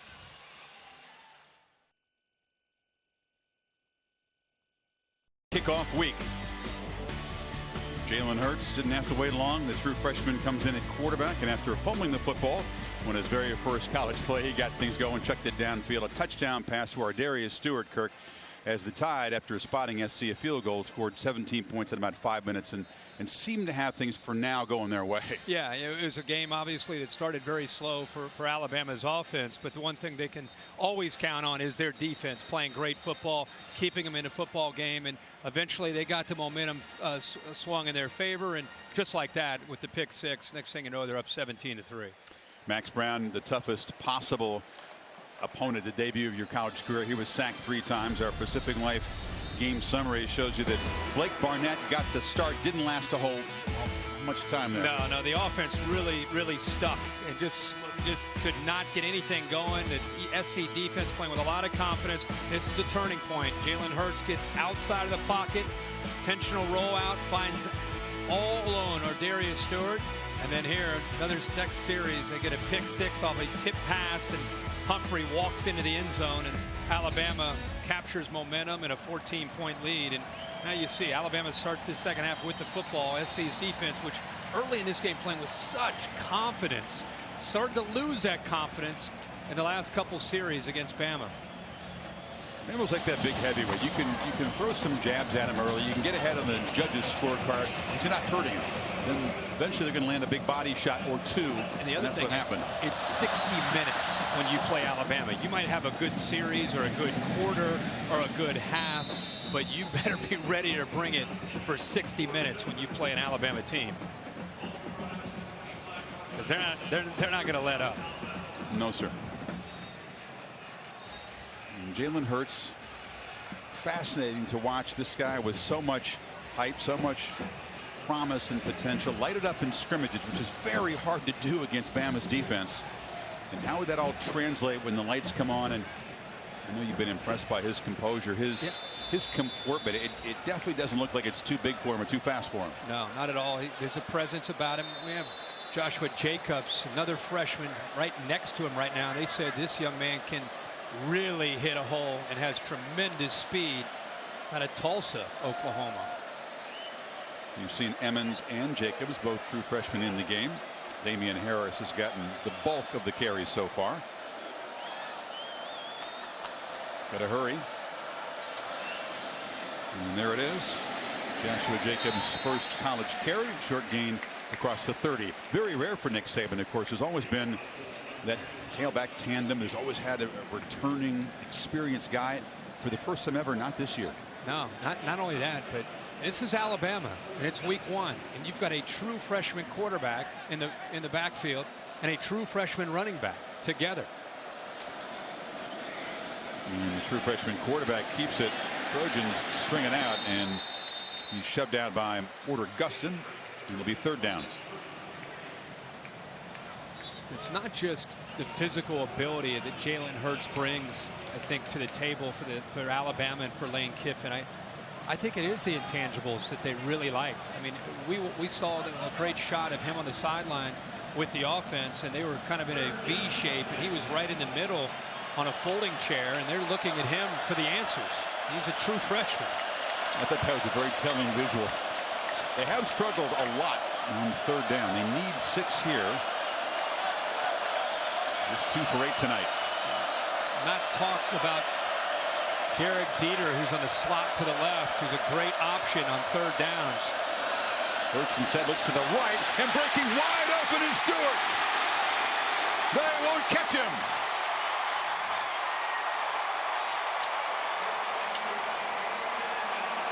Alabama stretches the lead, and old Lane Kiffin against his former school dialed one up. Well, just a mental error from USC where they didn't just blitz a corner, but they blitzed a safety and a corner. Chris Hawkins comes off the edge along with Marshall. 71-yard touchdown as a result of that miscommunication. Monster night for Ardarius Stewart. It's been number 13, not number 3. Catching passes tonight from the freshman. And Griffith to stretch it to a 21-point lead. The way Bama's defense is playing, it feels like a long way back, even though there's a long way to go. You know, SC's had some ability to blitz and have success, but you know, here's a corner, and he's going to come on a blitz, but Hawkins as a safety, instead of being back, he's going to come up on a blitz. So you just have a receiver all alone walking down the sideline. 2 guys blitz, nobody's back. Mental mistake from an aggressive SC defense that's had success. But what I love is a true freshman recognizes the mistake. Watch his eyes right away. His eyes get out there. He doesn't panic. He doesn't hurry. He doesn't get too excited. He recognized it, put the ball out there, and Stewart does the rest for his second touchdown of the night. And Stewart says, thank you very much. This one's very easy. Watch Kiffin. You see him there in the left sprinting down the side, not quite as fast as Stewart, but running like a 5 flat 40. That's a good catch. That's good. I usually find that. That was beautiful. We usually see him kind of raise his arms and signal a touchdown before it happens. He decided he's going to escort the receiver down the sideline. That's good. Look, you can say all you want that it's no factor, it's not personal. Are you kidding me? I mean, man was fired at the airport. Right. After they came back from Arizona Thanks for State. coming. See you later. This is Jackson trying to create a desperately needed spark for SC. Bouncing around. Good return out across the 30. To Samantha Ponder. I caught up with Nick Saban coming off the field, and he was pretty animated. I asked him to assess Jalen Hurts, and obviously this is before all that just happened. He must have gotten through to him. He said actually the reason they went with Jalen is because Blake Barnett just seemed nervous out there. He was happy with how Jalen was playing, but really upset about the offensive line and the amount of blocking. He said they were making it way too difficult on the freshmen. Apparently Nick Saban got through to him because they seem all right now, Chris. Exactly right, Sam. You spotted something in Barnett early, Craig. You felt that maybe there was a look in the eye that signaled he wasn't quite comfortable. No, he looked unsettled and unsure after his first 3 or 4 series. That's why it didn't surprise me that they went to Hurts. The problem Prior to the is snap, full start, offense, number 73, 5-yard penalty. It's first down. problem is, Chris, when you give a guy like Hurts a chance, you may not get the job back. I mean, Jalen Hurts may be the quarterback the rest of the way. It'd be hard to argue against that. The rest of the year. Oh, I understand what you're saying. Yeah. Yeah. It'd be hard to argue against it.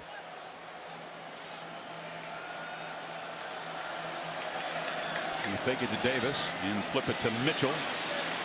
And you cannot escape. Minkah Fitzpatrick grabbed it. You wonder for the USC side, whether Sam Darnold, the redshirt freshman out of California, guy that was competing with Max Brown, less experience, but a great skill set, throws a terrific ball, great athlete. Might he get a turn? Because I thought SC might use 2 guys tonight. I think it'd be crazy not to use Sam Darnold. I think he's going to get out there.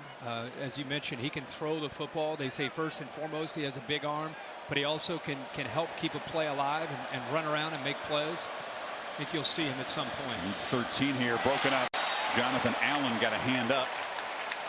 And he's the guy that is sort of inherited that Jaron Reed, Ashawn Robinson leadership role up front. Watch his instincts. Look at his eyes. He's waiting. He's waiting as a defensive lineman. Times it up. Almost came up with the interception. That's a guy that's played a lot of football. He's put 25 pounds of muscle on from the last couple years. But that time, just waiting for Max Brown, trying to time it up, timed it up perfectly, and almost came up with an interception. He's one of those guys that has improved his diet, dropped some weight. There's quite a few in the Alabama defense. On 3rd and 13, the pressure comes. Brown dumps it off. It's incomplete. Just no chance. Reuben Foster, the linebacker, was tracking the tight end McNamara. Last year, Alabama could get after a quarterback, and we always bragged about the diversity and the depth and the best defensive line. They are rushing 4 defensive linemen, and you have less than 2 seconds to get the ball out until you're going to get hit. That's not normal in college football. To have 7 in coverage playing zone and to be able to rush 4 and make a quarterback get rid of the football that quickly. So Alabama did it last year, and after 2 quarters and a series, they're doing it again in 16.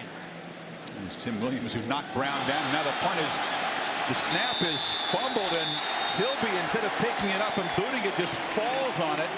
Grabs an abundance of caution there.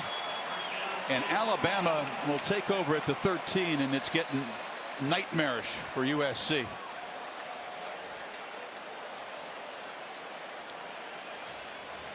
Well, he just lost the ball. Ball was perfectly snapped. Ball went right through his hands. And John Baxter's a special teams coach who came over from Michigan. He was the coach there at Michigan when they had the fumble punt snap, and it was blocked in the nightmarish play. So he's come back to USC. Excellent special teams coach, but that was not what he hoped this punter would do. You got to get it up. Just try to get something on the ball.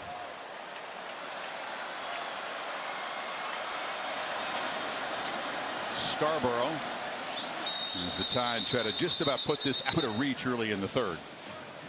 If I'm Clay Helton and I'm on the sideline and I'm officially, it's no longer an interim tag, I'm the head coach at USC and this is my team and we're going in a new direction, and I'm watching this right now, I'd have a pen and a little piece of paper, and I'd be taking notes about who wants to compete. Who wants to compete in 2016, or who's going to shut it down? Hurts with the keeper. Just gets the corner inside the 5. Gustin dropped him down. It'll be 3rd and about a yard and a half. Because this defense was playing with a lot of attitude early and a lot of confidence early. And obviously they're sensing that their offense is going to have a long night. You don't feel that same energy that you felt early in the game. Now that one touchdown throw really changed everything, didn't it? Scarborough muscling forward. It'll be 1st and goal for Alabama. They just keep rotating different backs in there. Staying fresh with Scarborough, Harris. We've seen Josh Jacobs get in there, the other true freshman. I'm sure at some point we'll see B.J. Emmons, another true freshman out of Charlotte, North Carolina. They have 4 backs that they have a lot of confidence in. Whistle and a false start by Alabama. That one play, you're so right, changed everything. Stewart's touchdown catch. False start. Offense number 74. 5-yard penalty. It's 1st down. And consider what you've had since then. You had an ejection, Jabari Ruffin. You had a pick 6, a coverage bust, a punt snap just dropped and fallen on. Yeah, it's been an avalanche. It went fast. I mean, it didn't gradually get away from them. It just happened in the blink of an eye. I think it's a combination of their own doing and self-destructing, but also Alabama is starting to kind of get some traction and create some of their confidence after trying to replace all those great players from a year ago. Empty backfield. It's a straight ahead run, and Hurts goes straight ahead for a touchdown. His first rushing touchdown. A very promising looking career. You know, this is what you're going to have to defend now with Alabama. It's kind of like when Blake Sims was there, but with Hurts, the freshman, there's more power. It's not just great athletic ability and speed. He'll run over a linebacker as well. So not only do you have to deal with Kiffin and the run pass options and everything that he does in the passing game with Ardarius Stewart, Calvin Ridley, and O.J. Howard, if Hurts ends up being the guy, now you've got a running quarterback who can run with speed and power, something I don't think we've ever seen a Nick Saban offense have. They cash in the muffed punt snap, 13-yard touchdown drive. Looks like we will see Sam Darnold, the redshirt freshman at quarterback for SC.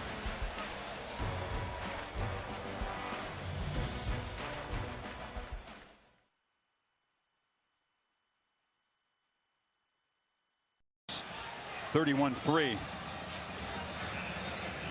SC making it very easy. That last drive was 13 yards. Hurts has thrown for 2, 1 for 1 now.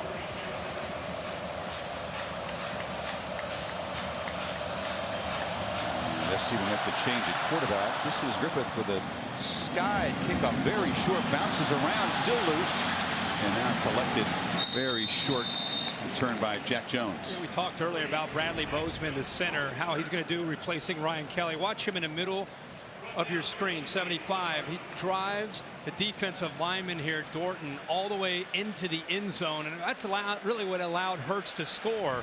But Bozeman, I think, starting to settle in, trying to fill the big shoes of Ryan Kelly. You mentioned Kelly in the open. Here's a guy who's one of the great centers ever at Alabama, and there's a great tradition. He's going to be a day 1 starter for the Colts. Snapping the ball to Andrew Luck. Imagine being the guy that's got to fill in for that and then having a game like this. Yeah, everybody's talking about replacing Derrick Henry or Jay Coker, but you talk to Alabama, it's more about who's going to replace Ryan Kelly.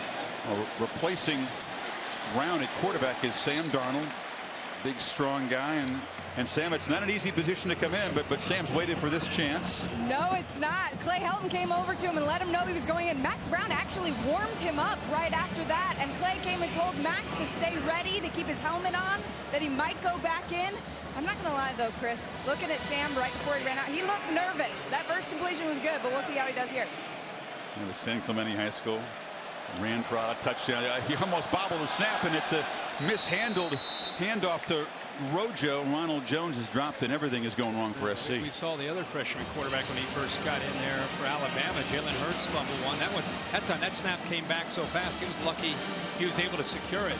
San Clemente High School, he was an amazing athlete. Played linebacker, played receiver, played basketball, played baseball. He's one of these kind of guys that they feel down the road can be a very special quarterback for USC. I love that they're getting him some reps tonight because that could pay off down the road once they get ready for conference play.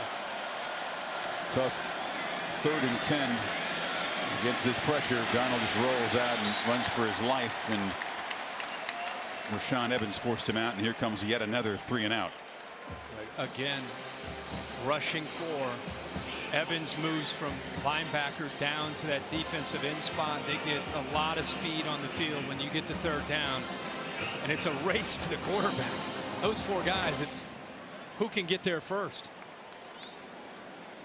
And Tilby, who fumbled the last snap and then just fell on it, back again.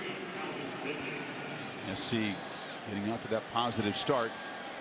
Suffocated since. Tilby gets the point away. It's a good one. And Ridley makes the fair catch at the 38. And that's where the Tide will take over, trying to stretch this big lead.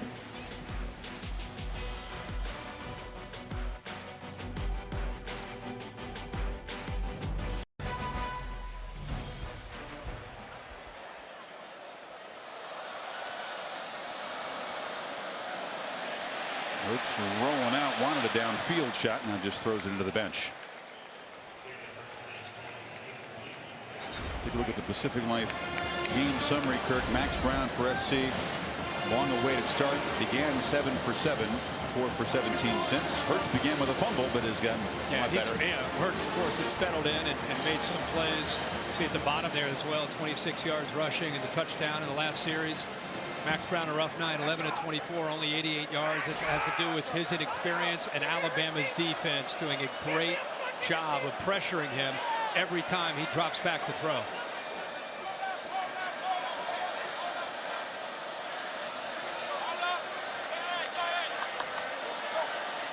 Play clock down at 1. The official came charging in to hold up the snap. Ball start. Offense, number 66. 5-yard penalty. It's 2nd down. That'll drive Nick Saban crazy. The last play, there was an error either in the backfield with the quarterback Hurts or the freshman. Remember, they're both true freshmen. Jacobs, one of them went the wrong way. Now they have a penalty like this to push them back. And you know how he is. He coaches harder up 31-3 than he does if it's 27-27. I mean, he's more intense when he's up like this. Guys know to stay out of his way down there when they're up big. This is Joshua Jacobs into heavy traffic as we check back in with Cassidy Hubbard.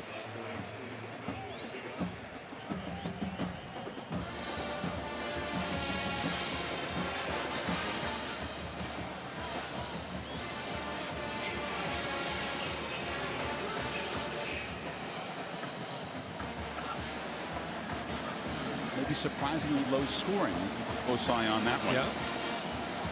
Saban Kirk, 64 years old. He's a grandpa now. Some around him say he's maybe mellowed just a little bit in the last couple years, from maybe an 11 on the 1 to 10 scale of all ball intensity down to an 8 or so. Hurts tries to get the ball to Stewart, and there is the first interception of his college career. Imam Marshall was right there, not to be fooled again. No, he tried to squeeze this one in. Marshall sank in coverage, and he just forced the football. This is one where he's going to have to learn from it. He actually, I think, predetermined. He locked in here. There's nobody underneath the route to try to make the corner have to settle. So instead, he sinks back, gets right in the way of it, and the young freshman makes one of his first mental mistakes.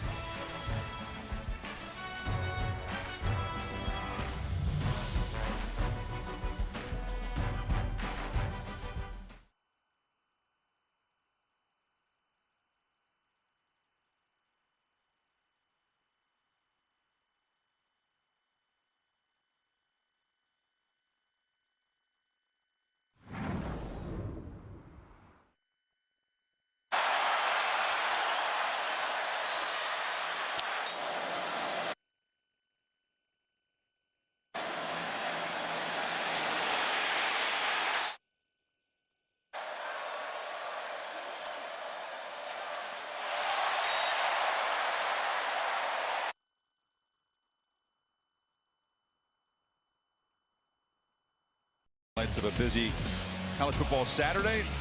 U.S. Open tennis still going on, Kirk. Major League Baseball. This one it gets good. NFL roster cuts. Second series for Darnold, who wants to throw downfield and does it so into heavy traffic to Smith-Schuster, who is still being shut out tonight. Lucky not to have that one picked off.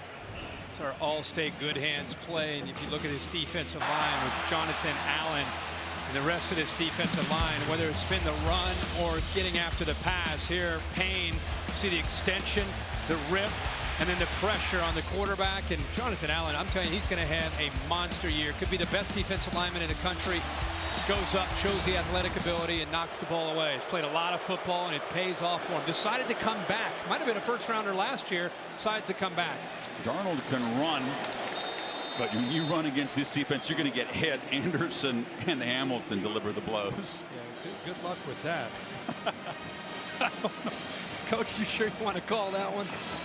All those highlights you showed, that big bad defensive line against Brown, and Darnold's over there waiting for his first college experience ever. Yeah. Everything from this point on will be a lot slower, so that's one thing that's good. The rest of the games that he gets a chance to. He has Stanford in a few weeks. Darnold down the sidelines, delivered to Darius Rogers off his hand. Everything's contested. The pass rush is there. I mean, you got to get the ball out. The corners are so well schooled. There's stride for stride with the SC receivers. That's a neighbor. They picked on him earlier with Rogers. He was right there. A lot better coverage there. They picked on him downfield, but anything kind of underneath or in that mid-range, he's done a good job of defending. Another appearance by Chris Tilby. He's been really busy tonight.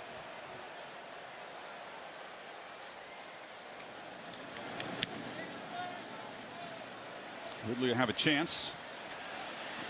But the Trojans fly down on coverage and drop him at the 14.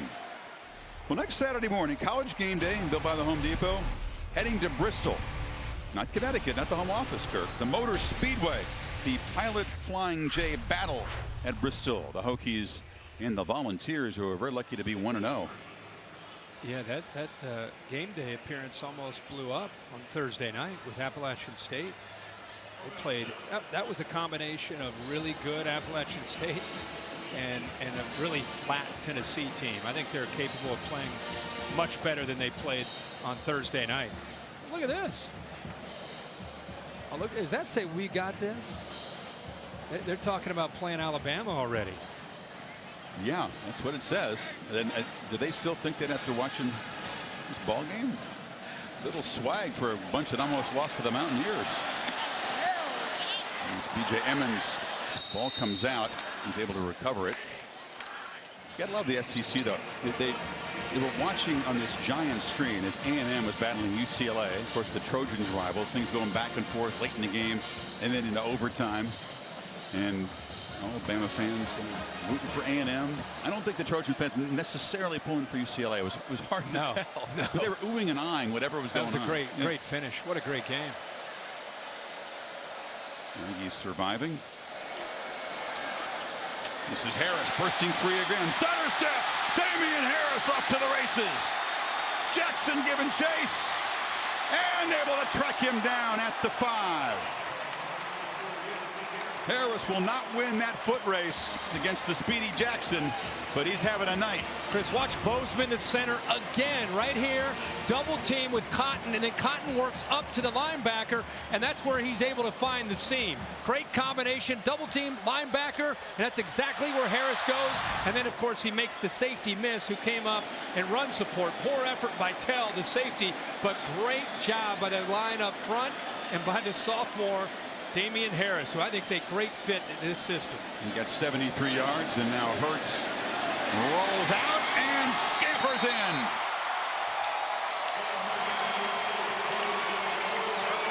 And the beatdown is on. He's got a couple turnovers, a couple touchdown runs, a couple touchdown passes. You know what? In his debut night. For a true freshman, playing in a game like this, in this setting, against a big-time, big name in USC, it's a heck of an opening night for a true freshman quarterback in Jalen Hurts.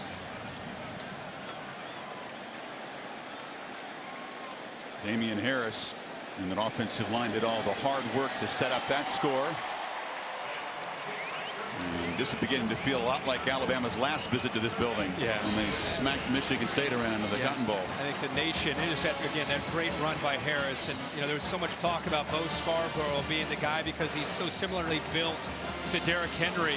But I always felt watching him in practice that Harris is more of a Mark Ingram type of back, and his ability to move around left to right and make you miss. It's exactly what he did there to the safety, and I think just killed the will on that SC defense in the very next play. Wasn't very fancy. It's pretty simple. Quarterback sweep. Look at O.J. Howard get a nice block there to set that edge. And there's no other USC defenders to slow down the speed of Jalen Hurts into the end zone. And Lane Kiffin will say it's not about me against SC. But it's still pretty satisfying. You know, he's dogging him about getting caught from behind. That's what he's getting. That's what he's getting. I don't know how many running backs are going to run away from Adoree Jackson. That's true. He's like a track guy. Well, that's what he's an Olympic long jump contender. I mean, the dude's about one of the fastest guys in the sport. Lane's still going to bust on him. I mean, anytime you get caught, it doesn't matter if it's anybody chasing you down. Usain Bolt chasing you down. You're still going to get teased. This is Jackson now as a returner.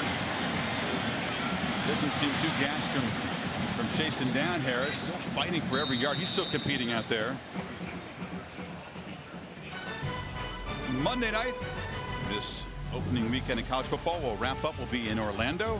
Ole Miss and Chad Kelly against Dalvin Cook and the Seminoles. 8 o'clock on ESPN. Star power in that game.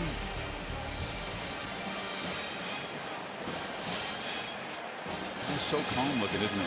He's like, this is exactly what he expected to happen on his college debut. Yeah. But I think when you prepare and prepare and prepare and over prepare, things have a way of just slowing down. And that's, again, he's been on that campus since January. SC's gone back to Max Brown at quarterback, and running free is Ronald Jones, and he makes a big gain down inside the Alabama 35. He's the speediest back that SC has. How about that? Ronald Jones himself, a lot like Damian Harris. A nice double team by USC on that play side, and finally get a chance to see Ronald Jones out in the open field. I'm surprised that Alabama was able to catch up to him. He stumbled there a bit, but he's got some speed. And a pump fake now does drop it. Finally, Juju Smith-Schuster, receiver for SC, with his first catch. And inside the 25, waited a long time for that. First catch, who would have thought that? 5 minutes to go in the third quarter. A guy who you would expect to have come in tonight and had plenty of opportunities, but Bama has shut him down, made him a priority, and forced Max Brown to look elsewhere to try to have any kind of production. Man who had 89 catches a year ago. High snap. Brown collects it and flips it off to Jones. He cannot escape. Wrestled down on the far side by Hamilton. It shows the collective speed of that Bama secondary, because you're right, though. Jones is a sprinter. He's on the 4x100-meter relay team for SC in track. Yeah, I mean, it's not only the secondary, but you're looking right here. Reuben Foster and Sean Dion Hamilton, the linebackers, can really run on this Alabama defense. You go side to side, you better be ready. It's a makeable third down for SC, and they only need 2, and Ware's going to get it. You know, Foster, Hamilton, a number of guys, John Allen up front, lost 10, 15, 20 pounds in some cases to get quicker. I think perhaps the Clemson game, when they were tested so much in the perimeter, it was a little bit of a, I mean, they win the championship, they're still looking for ways to improve and get faster as a defense. And I think they went up against a great quarterback and a great scheme that night. And Ware breaks free and is knocked down inside the 15. It's always great when you can win a championship and still walk away from a season and have motivation to need to get better.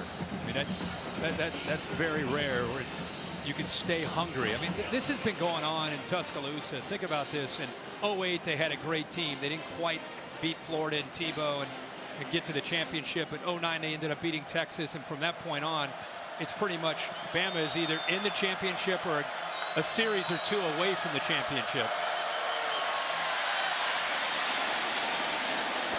Jones just wrestled down. And that's a hold by Juju Smith-Schuster. This frustrating night continues.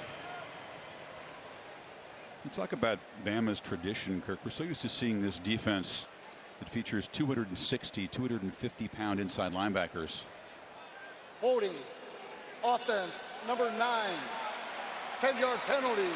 Repeat, second down. It's a very different look. Very different look this year. Is. They're more in the 230, 225-pound range. And faster.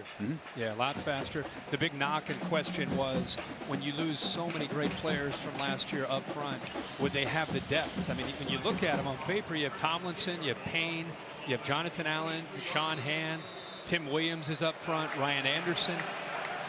What they've done in situations, Rashaan Evans, who's playing more middle linebacker, he'll go down as a defensive end on third downs, but they don't quite have the depth. But boy, it hasn't shown up tonight. They're not fatigued at all.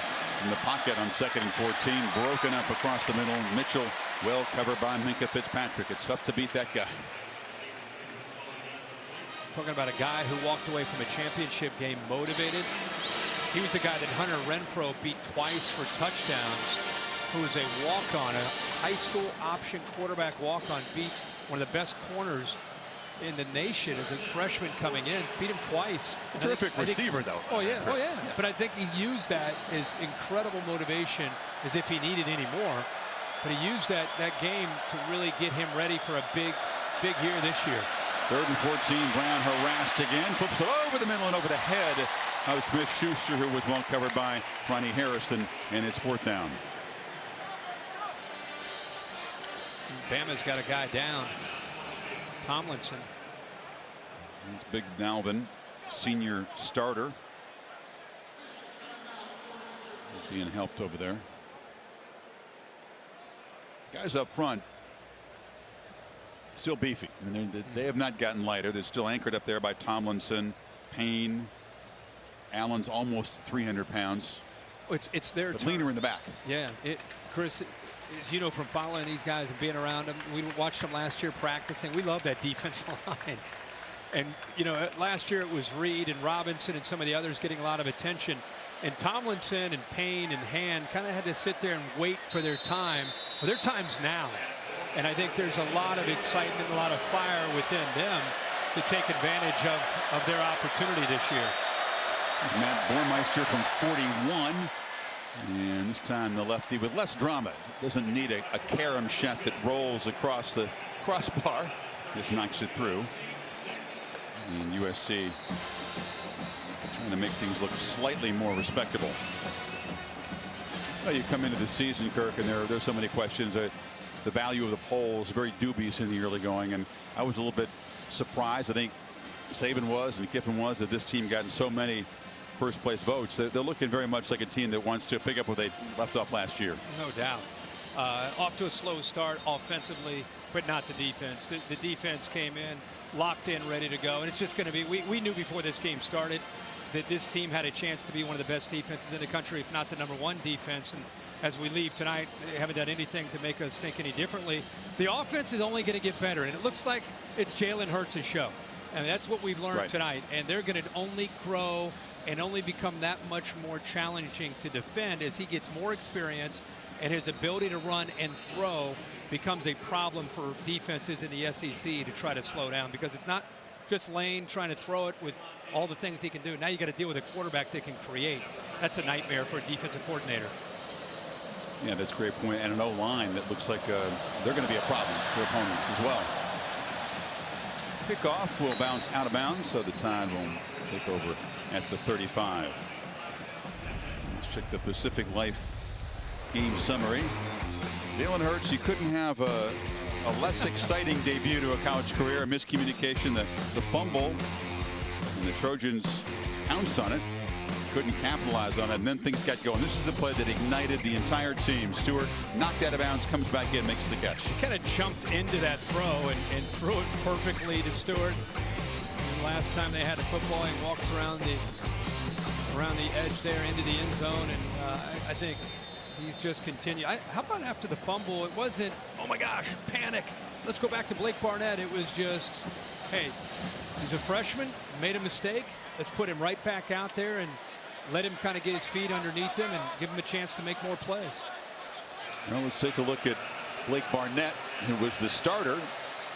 Now it looks like he's coming in on mop-up duty after Hurts sits down, and Barnett escapes, and he'll be dropped for a short loss.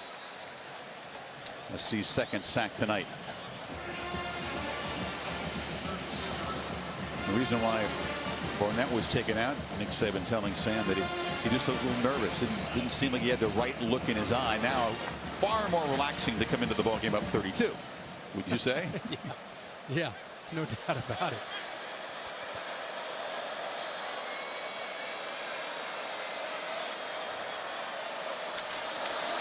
Handed to Scarborough. He methodically picks his way, and the pile gets moved forward out near the marker. It'll be 3rd down and 2. Scarborough, the big physical back. Offensive line, Chris, from the beginning of the game to now, combination of them getting better and more comfortable, communicating better. Scarborough fights right near the 45. That's where the marker is. And I think where they're going to spot it, it's going to give a first down to the Tide.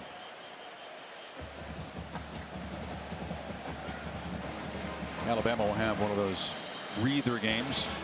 Western Kentucky next week. That's the team that fell down running out in the field before the game the other night. That does not bode well when Alabama's coming up next.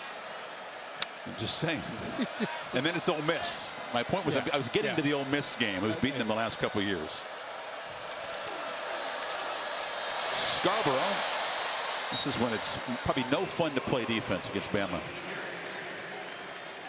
Love to see, him clapping. See, he's talking, he's yelling out there. That says as much about him as anything. He's encouraging guys that are coming on and off the field. Kind of from an intangible standpoint, in a different way.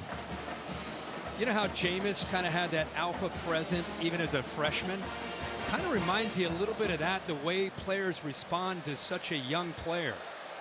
I see your point. A different personality style, though, wouldn't you say? Totally, I mean, Jameis was so big and so gregarious. I'm just saying the way the team responds to him. This is Barnett. Delivers down the field, and O.J. Howard hauls it in and has a 1st and goal for Alabama. And the hero of the championship game victory makes a play.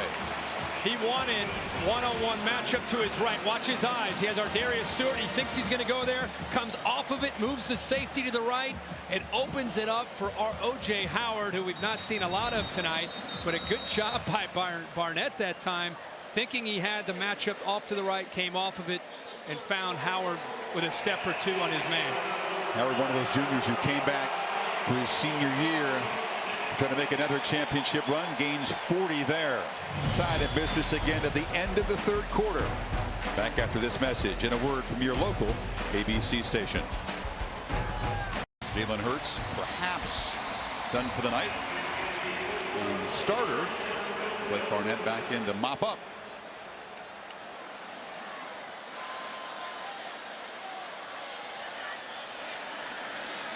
Barnett rolling out. Cuts it back, eludes one man, and muscles down to the 5-yard line.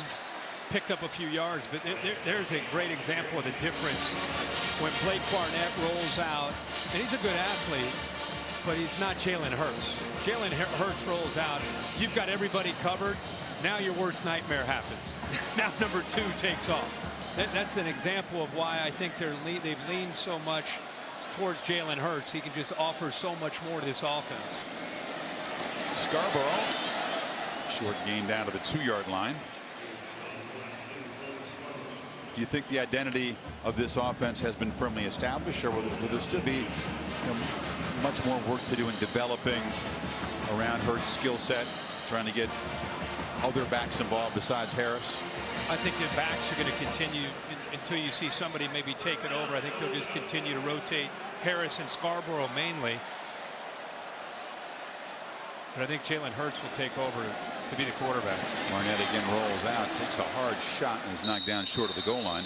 It's been a quiet night for Calvin Ridley. The super talented receiver who caught 89 balls at a 1,000-yard year last year. Just 2 for 9 yards tonight. Yeah, and a lot of that has to do with who he's been up against. Lane Kiffin has said, okay, if you're going to put a Dory Jackson on Ridley and take him away, I have no problem at all going on the other side. Our Darius Stewart matched up against Imam Marshall. And Stewart has had a few big plays for him. Well, let's bring all the tight ends in the game for Alabama. On 4th down and goal, they're going to go for it. Harris and Scarborough in the backfield. It's Scarborough, and Bo barrels in. Behind a whole lot of beef up front. 3 tight end look. Yeah, that is a great push by that offensive line on the left side. I would include the tight end Howard, who's known as a great receiver, but has improved so much over the years as a blocker. Say that left guard Lester Cotton has had a ball game tonight. Yeah, it's not personal. No, it's another game, right? Skip, no, it's 44-6. Another game. Yeah. Another game. Nobody ever believed that. No. Well, there's still a long way to go. And Alabama making a strong opening night statement.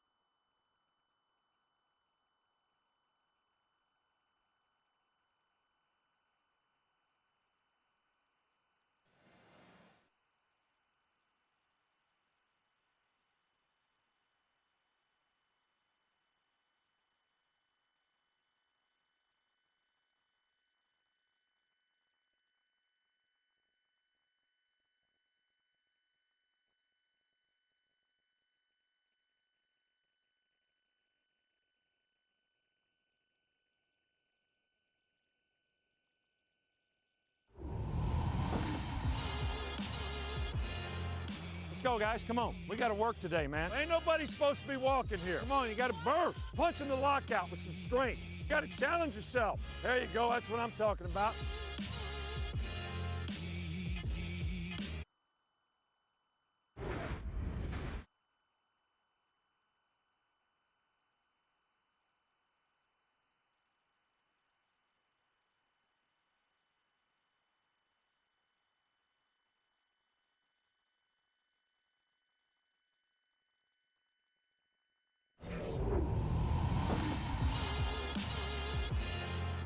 Go, guys. Come on. We got to work today, man. Ain't nobody supposed to be walking here. Come on, you got to burst. Punch in the lockout with some strength. You got to challenge yourself. There you go. That's what I'm talking about. AT&T Inside Access. There were some hot, miserable days down there in Tuscaloosa at the camp. There were a lot of days over 100. Other days where the heat index was over 100. And Saban loved it. Loved all of it. Because he got his guys ready. Absolutely. Wear him out. Look at my man, Scott Cochran. Yeah, that's the strength coach. Yeah, he is the guy responsible for getting the Crimson Tide mentally and physically ready to go. Put him on Dancing with the Stars. He doesn't stop either. It's 60 minutes. I'll have what he's having. Yeah. That's natural, we think. Yeah. he's even more intense at practice. To watch Alabama stretch at a practice is worth the price of admission. He's got to be the highest paid strength coach, right? I mean, you can't understand. He's yelling, and they know what's going on. I mean, we were there on Thursday, and he's yelling, and it's 15 minutes of craziness. Let's just put it. Yeah, put him. Just put him in the box. He won't stop. It'll be great. We could just not talk for 13 minutes and just watch him. Brown hands it off. Davis dropped for a loss there, and Scotty. I'm telling you, just keep him there. You have to. I'm done. I'm just gonna watch. Jennings, one of the reserve linebackers, getting a rep and making a tackle for loss. No, he has. I guess you want to keep eating. You know him. You got to interpret what he's doing here. Well, he's saying, "Keep feeding me. Keep feeding me." We're only up 45-6. Now he's got an assistant. We may have time to get the assistant in too, Nick. The assistant goes to a whole different level. How do you go to a different level than that? Brown, short completion there. Yeah, honestly though, the thing about this Alabama team that I think has a lot to do with their success, Scott Cochran pushes the envelope year-round, and Nick Saban works on the mental preparation probably as much as any coach in the country, and it has everything to do with his relationship with Scott Cochran and pushing the right buttons. Talking February, March, April, and May, year-round. Brown chased on third down into traffic. It's complete underneath. They're tackled immediately for a loss. Now watch it. Defense is going to come off the field, so he's.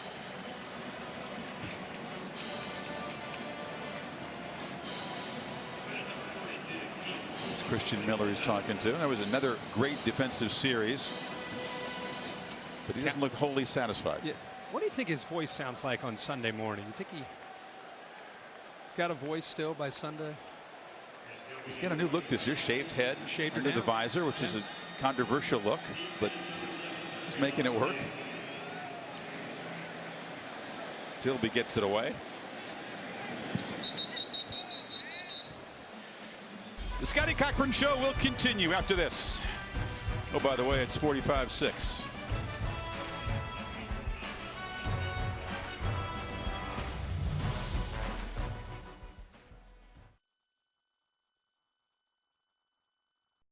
Minutes or so. Barnett and the freshman Joshua Jacobs. And Barnett on the slant. Nice catch made by Cam Sims. Everybody's getting a chance to make a play now. Kirk, the quarterback position sometimes isn't considered the most important position on the field, because look what first-year quarterbacks under Saban have done. Guys come in with no starting experience. McElroy, national championship. McCarron, national championship. Sims lost in that playoff game and lost to Ohio State. Long way to go for Jalen Hurts, but a good debut. And of course, Coker last year with the championship. Well, it says a lot about recruiting, development, and just the way they prepare as an offense before Jim McElwain. And what we've seen, of course, with Lane Kiffin over these last 2 years. You know, continue to plow straight ahead. You always hear people say in recruiting, why can't Alabama recruit a quarterback that's a first-round draft pick type of quarterback? But I don't know about you, but whoever they're recruiting to run these offenses, I think it's working out pretty well for them. So they find the right guys that fit their system. Jacobs again. Yeah, whoever started out of these three guys was going to be obviously a first-time starter, but it's interesting, Kirk, that they've gone with the two guys that have zero experience. Cooper Bateman did have the one start last year against Ole Miss, and he had far more game experience than the other guys. It was impossible not to, but instead it's been Bateman for Barnett starting, Hurts coming in, and now Barnett mopping up. We talked about the look in Barnett's eyes early and how he just looked a little unsure, or maybe he didn't have a lot of confidence. It is amazing through, remember, he hasn't played any football. He's a redshirt freshman. It's amazing even how different he looks. And I know you could say look at the score, but just through gaining confidence, through getting an opportunity to be out there, he's become a different guy tonight as well, from where he was early to where he is right now. And now he fires downfield, and a touchdown to Dieter. The transfer from Bowling Green gets in the scoring column. Unleashing all the weapons. 45 yards for the man brought in to replace Richard Mullaney, another transfer who was so productive last year. So, you know, everybody's going to take away that Hurts is the guy, and he probably will be. But I think Blake Barnett, what he experienced early, And to have a chance to circle back and come back in the game, just his body language is different to me from where he was early in this game. And he's now a confident quarterback. You got to cut the guy a little bit of a break. He's never played till tonight in college. And the Tide have hit half 100 plus 2 as this makes you feel good. It was a rough start, but I think you're right. Something he can build on Didn't have to in the break coming stride. season. And there's Mr. Cochran. Sneak attack from behind against the offensive coordinator in the bear hug. The beauty.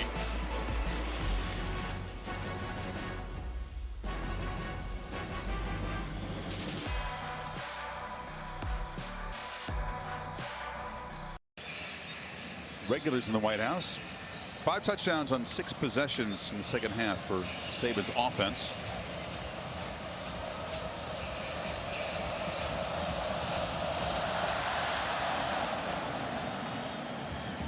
And once again, Griffith's kick too deep to be returned. Kirk in the desert after Saban had won his 4th national championship in 7 years here, his 5th overall, the first, of course, at LSU. Put this graphic up. He jumped ahead of former Trojan great coach Sean McKay and Frank Leahy, and within 1 of Paul Bryant. You wouldn't bet against him equaling that or surpassing it before he's done. No. I mean, he's right now.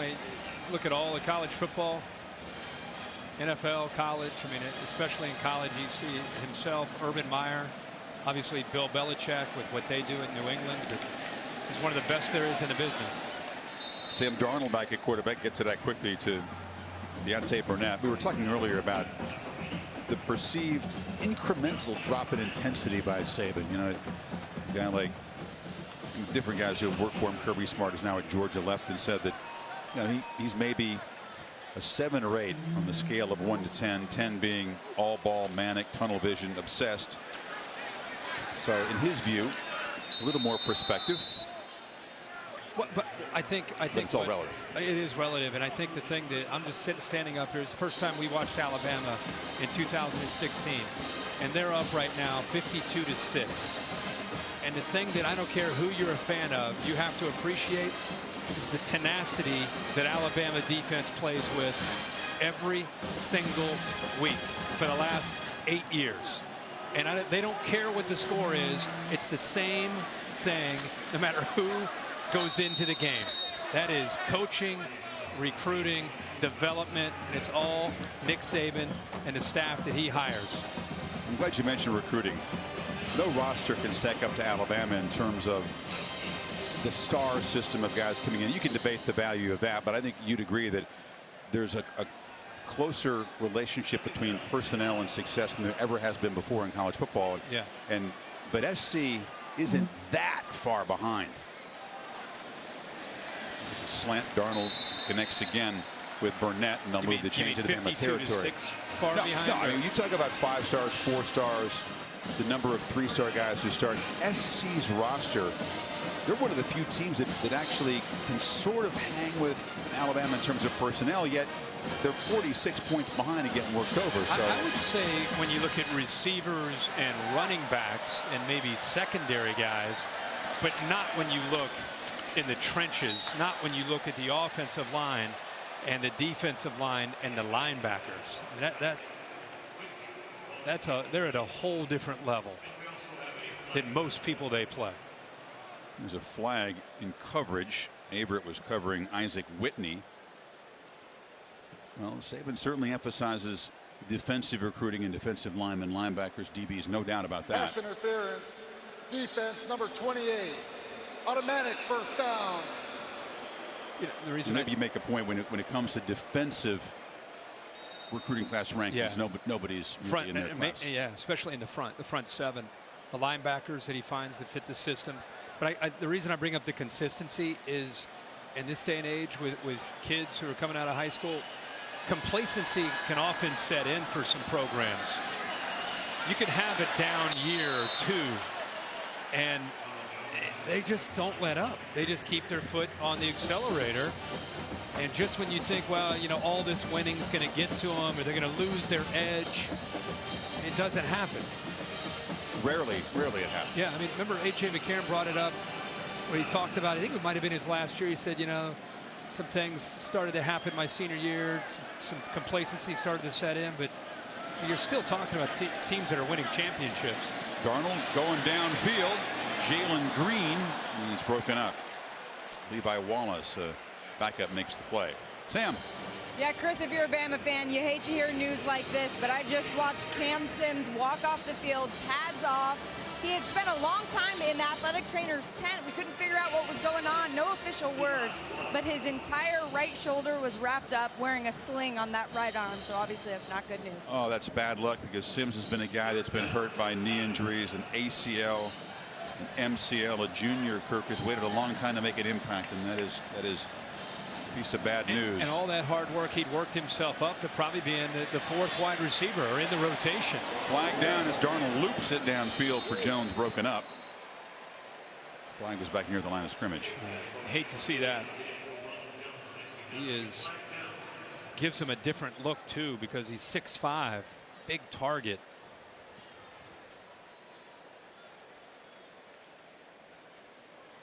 Besides all the other impressive aspects about this opening, Alabama only had 4 penalties tonight for 29 yards. There is no foul for holding on the play. It's 4th down. We'll pick up the flag, and it'll be 4th and 9 for the Trojans. And another visit from Chris Tilby, the punter. Have we told you about Chris Tilby, who grew up in Australia playing basketball and cricket? One of the tallest guys on USC's team. In fact, both punters among the tallest guys on their team. We stopped talking about Scott because he was busy early. Then he hasn't been out there for a long time. We haven't seen him in a while. What part of Australia is he from? He's from Melbourne, where they play the Australian Open. There's a group called Pro Kick Australia, which is a springboard for a lot of Aussies who want to get college scholarships, usually as punters and kickers, because it's a natural extension of Australian rules football. They're all over college football. You do me a favor and set up the scene for you this week at US Open. You have a big week this week at Flushing Meadows, right? This is where it gets serious. Is that what it's come to? You're asking me about tennis? Yeah, I'm curious. Okay, no, I like watching the night matches. Crowd gets into it. It's a very different atmosphere. They get too into it actually right now. The roof is keeping in a lot of the noise. I don't like this. And there's almost a constant conversation. There's a cocktail party going on around the court. A lot of the players have been complaining about that. So that's one issue. But yeah, we get back there Tuesday. I won't be with you next week. We'll carry through the finals as Serena tries to make some history, and looking forward to it. Good. Looking forward to watching. Didn't think we'd be talking tennis. Can you give me a quick potentially big match coming up this week? Nadal Monfils would be a terrific quarterfinal. Rafa trying to get his way back. Juan Martín del Potro has been a great story. Champion in 2009 and won the silver medal in Rio. Very popular guy from Argentina. He's come back in the mix. Who's the man to beat? Andy Murray and Djokovic are still the 2 clear favorites. Yeah, Djokovic would Djokovic healthy? Seems to be. He's all right. He had a scare in his first match he's had. I'm going Murray. Okay. All right. I like it. I hope that your tennis predictions are better than my tennis colleagues' football predictions are. My guy Brad Gilbert said SC by 10. Upset alert. Take it to the bank. He's a Pac-12 guy, man. Not so fast, my friend.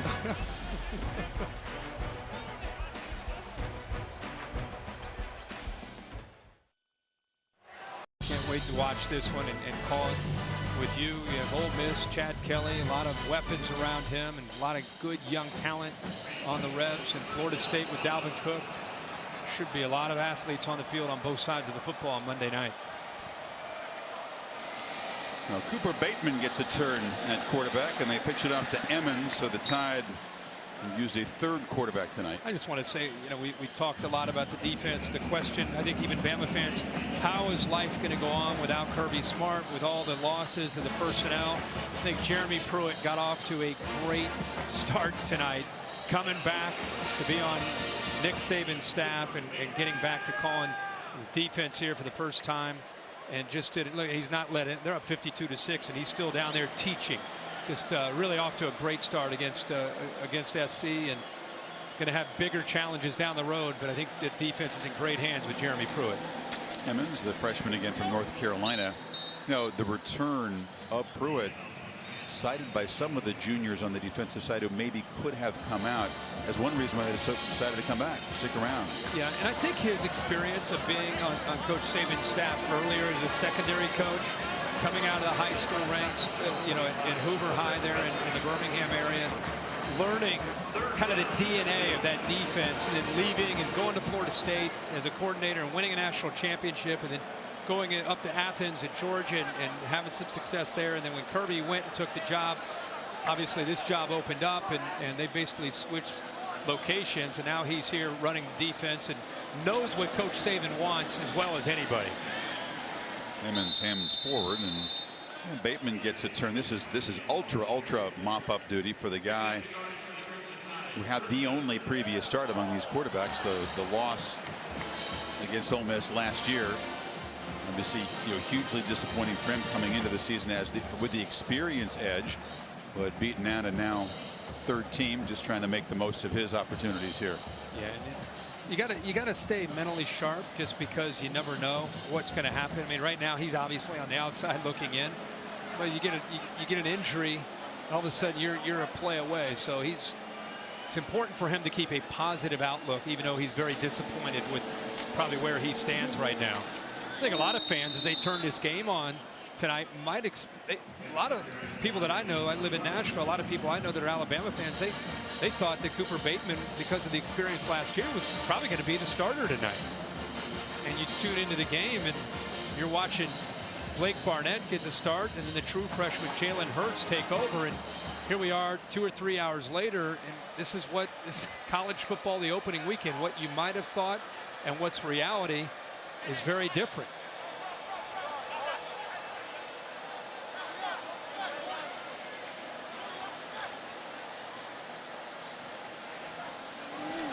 High snap. Bateman collects it and will just slide down to the 10. Ball comes out again, but it's no fumble.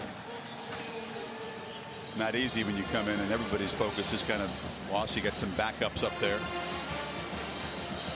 Talked about the Hilltoppers next. Home opener on ESPN2, and then that visit to Oxford. And the last couple of times Rebels have gotten them. That's a game on the 17th, and then Saban's alma mater in Kentucky. Back-to-back road games against Arkansas and Tennessee. Got to visit LSU. Circle that one November 5th. Although the Tigers a little bit deflated already with a loss. At the beginning, before we watched any games being played, I had Alabama winning the West and getting to Atlanta, winning the SEC championship, and getting into the playoff, actually getting to the national title. And you look at that schedule after what we've watched this, and it's only week 1, but after what we've watched, I mean, they look really good. They look like they're going to just kind of continue to take off where they were last year, and potentially, I think they're going to be as good, if not better, defensively, because I think they're going to be faster. I think that some of the secondary guys are a year older and wiser. Jalen Hurts is potentially an X factor with what he can do in running this offense, with his ability to throw and run. They got 4 running backs that they can use. The line's only going to get better week after week. They're going to be a tough out. Deontay Burnett takes a turn at punt returner, and he's got a little room. It's out near midfield. Now, what do you make of the SEC? There were certainly some lows. Arkansas came back and won that by a point. Mississippi State missing that chip shot at the end. Georgia, that's a great win over North Carolina. Wisconsin outplayed LSU most of that game and deserved to win. West Virginia ends up beating Missouri. Florida with a win. A&M in overtime. That was a great win over UCLA. And it's not, that doesn't include the Tennessee Appalachian State game on Thursday night, which wasn't a strong performance by the SEC. Auburn's defense doing a strong job tonight against Clemson, but still down by 10 against the Clemson Tigers. And of course, you got Ole Miss against Florida State, underdogs. Yeah. The game Monday. Yeah. USC with the toughest rated schedule in the country, says the FBI. We're going to see them in a couple weeks up in the farm in Palo Alto. It's a conference opener. They happen to play the 3 toughest teams from the North Division, 2 of them on the road. That is a rough road in the home finale against Notre Dame. When you include Alabama with the 9 games that they play in the Pac-12, they're going to end up playing one of the toughest schedules in the country. That's why it was so important, Chris, to come into this game and for Clay Helton to get his team to hit some adversity and fight through it. You know, not let this game get away from you, because there's so much more for them to accomplish this year than just playing Alabama, and they missed out on that opportunity after competing early in the game. Obviously, this thing has gotten away. Dominic Davis gets a turn. This will not be apparently the worst loss in USC history. That was back in '66, a 51-0 loss to Notre Dame, but it is one of the worst, and mercifully for them, it's in the final minute. The board wrap-up coming up after the game with Cassidy Hubbard. What's the headline going to be? Hurts so good, maybe for the offensive side, or will it be all about the defense? I would think you got to talk about the freshman quarterback. I mean, the defense is a staple, and they look great tonight. But Jalen Hurts and some of the plays that he came up with probably got to be a big story, don't you think? Quarterback keeper, and Darnold dives ahead.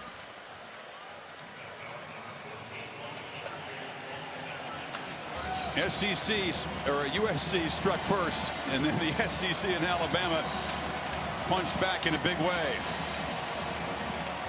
Saban will still have work to do. He'll tell you that lots of improvement is needed, but Jalen Hurts, in his debut, the true freshman spectacular, and Lane Kiffin, calling plays against his former school, enjoyed just about every minute of this. 52-6, final in Arlington.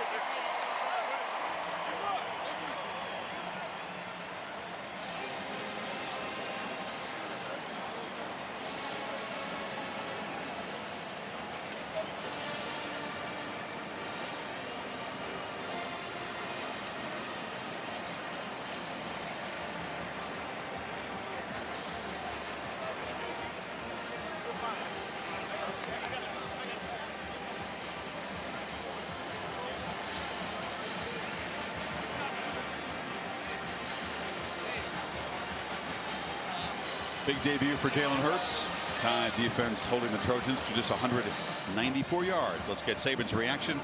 Down with Samantha. Coach, a big night for your freshman quarterback that didn't even start the game. So do you think Jalen did enough tonight to earn that role, to be the guy for you? You know, he did a nice job tonight. I'm not sure we don't have a couple guys that can play quarterback. And I said whatever the decision we made tonight was for now. So it's for now. It was for now. We started another guy. He came in and played well. You know, if we can build with that, then we'll do that. But I think the focus for our team, our quarterbacks, and everybody else needs to be on improvement. I thought we played sloppy at times. We made a lot of big plays, but we got to be more consistent in our execution, especially on offense. So we got a lot of work to do. Where on offense? I know at halftime you talked to me about blocking. Is that the main concern offensively, or where do you see the need? We didn't get started very well. We couldn't run the ball. We didn't control the line of scrimmage in the beginning of the game. We had 1 first down in the first quarter. So, you know, I know it looks like 52-6. Everybody's happy. I'm happy we won the game. I think Southern Cal has a good team, but I also think we got a lot of work to do. Bama fans are happy to hear that, Coach. Congratulations. You can enjoy it a little bit, though. Yeah, we knew he'd be a tough grader. All right, Kirk, they had 12 yards given up after the first quarter. Yes, they got off to a slow start. Ended up running for 242, throwing for 223. They're sloppy tonight. They got a lot of work to do. They got to clean some things up. They won 52-6, but all in reality, first game, they were slow out of the gate. They were trying to kind of find themselves, trying to figure out if Blake Barnett was going to be the guy or if they're going to have to go to Jalen Hurts. They finally went to Hurts, and they took advantage of some opportunities. The game flipped. And just like that, it went from being a close game and SC playing with some passion to Alabama taking control of the game up 17-3. And really, that was it. The reason why Saban is guarded is this one game. We're not really sure what SC is going to be. This was a team that lost 6 games a year ago. They had high hopes, but this may not look well. He's going to downplay the same course in a month or two. And he's got Ole Miss in 2 weeks, Yeah. a team that he's lost to 2 straight years. So that's the laser focus right now. Alabama a little slow out of the gates, and then they began throwing haymakers, and it was pretty much all over very, very early in the third quarter. So the Tide make an opening statement. Preseason #1 looking very much like a #1 ranked team. Tonight's game here was produced by Bill Manell, directed by Derek Mobley. We thank our dedicated SNF crew here. Next Saturday, Reese Stables will join Kirk in the booth on ABC. Saturday Night Football will be at the Bristol Motor Speedway as Virginia Tech takes on Tennessee. That's a wrap for now, but the Ford wrap-up show is coming up next. So let's go to Cassidy Hubbarth right now for that.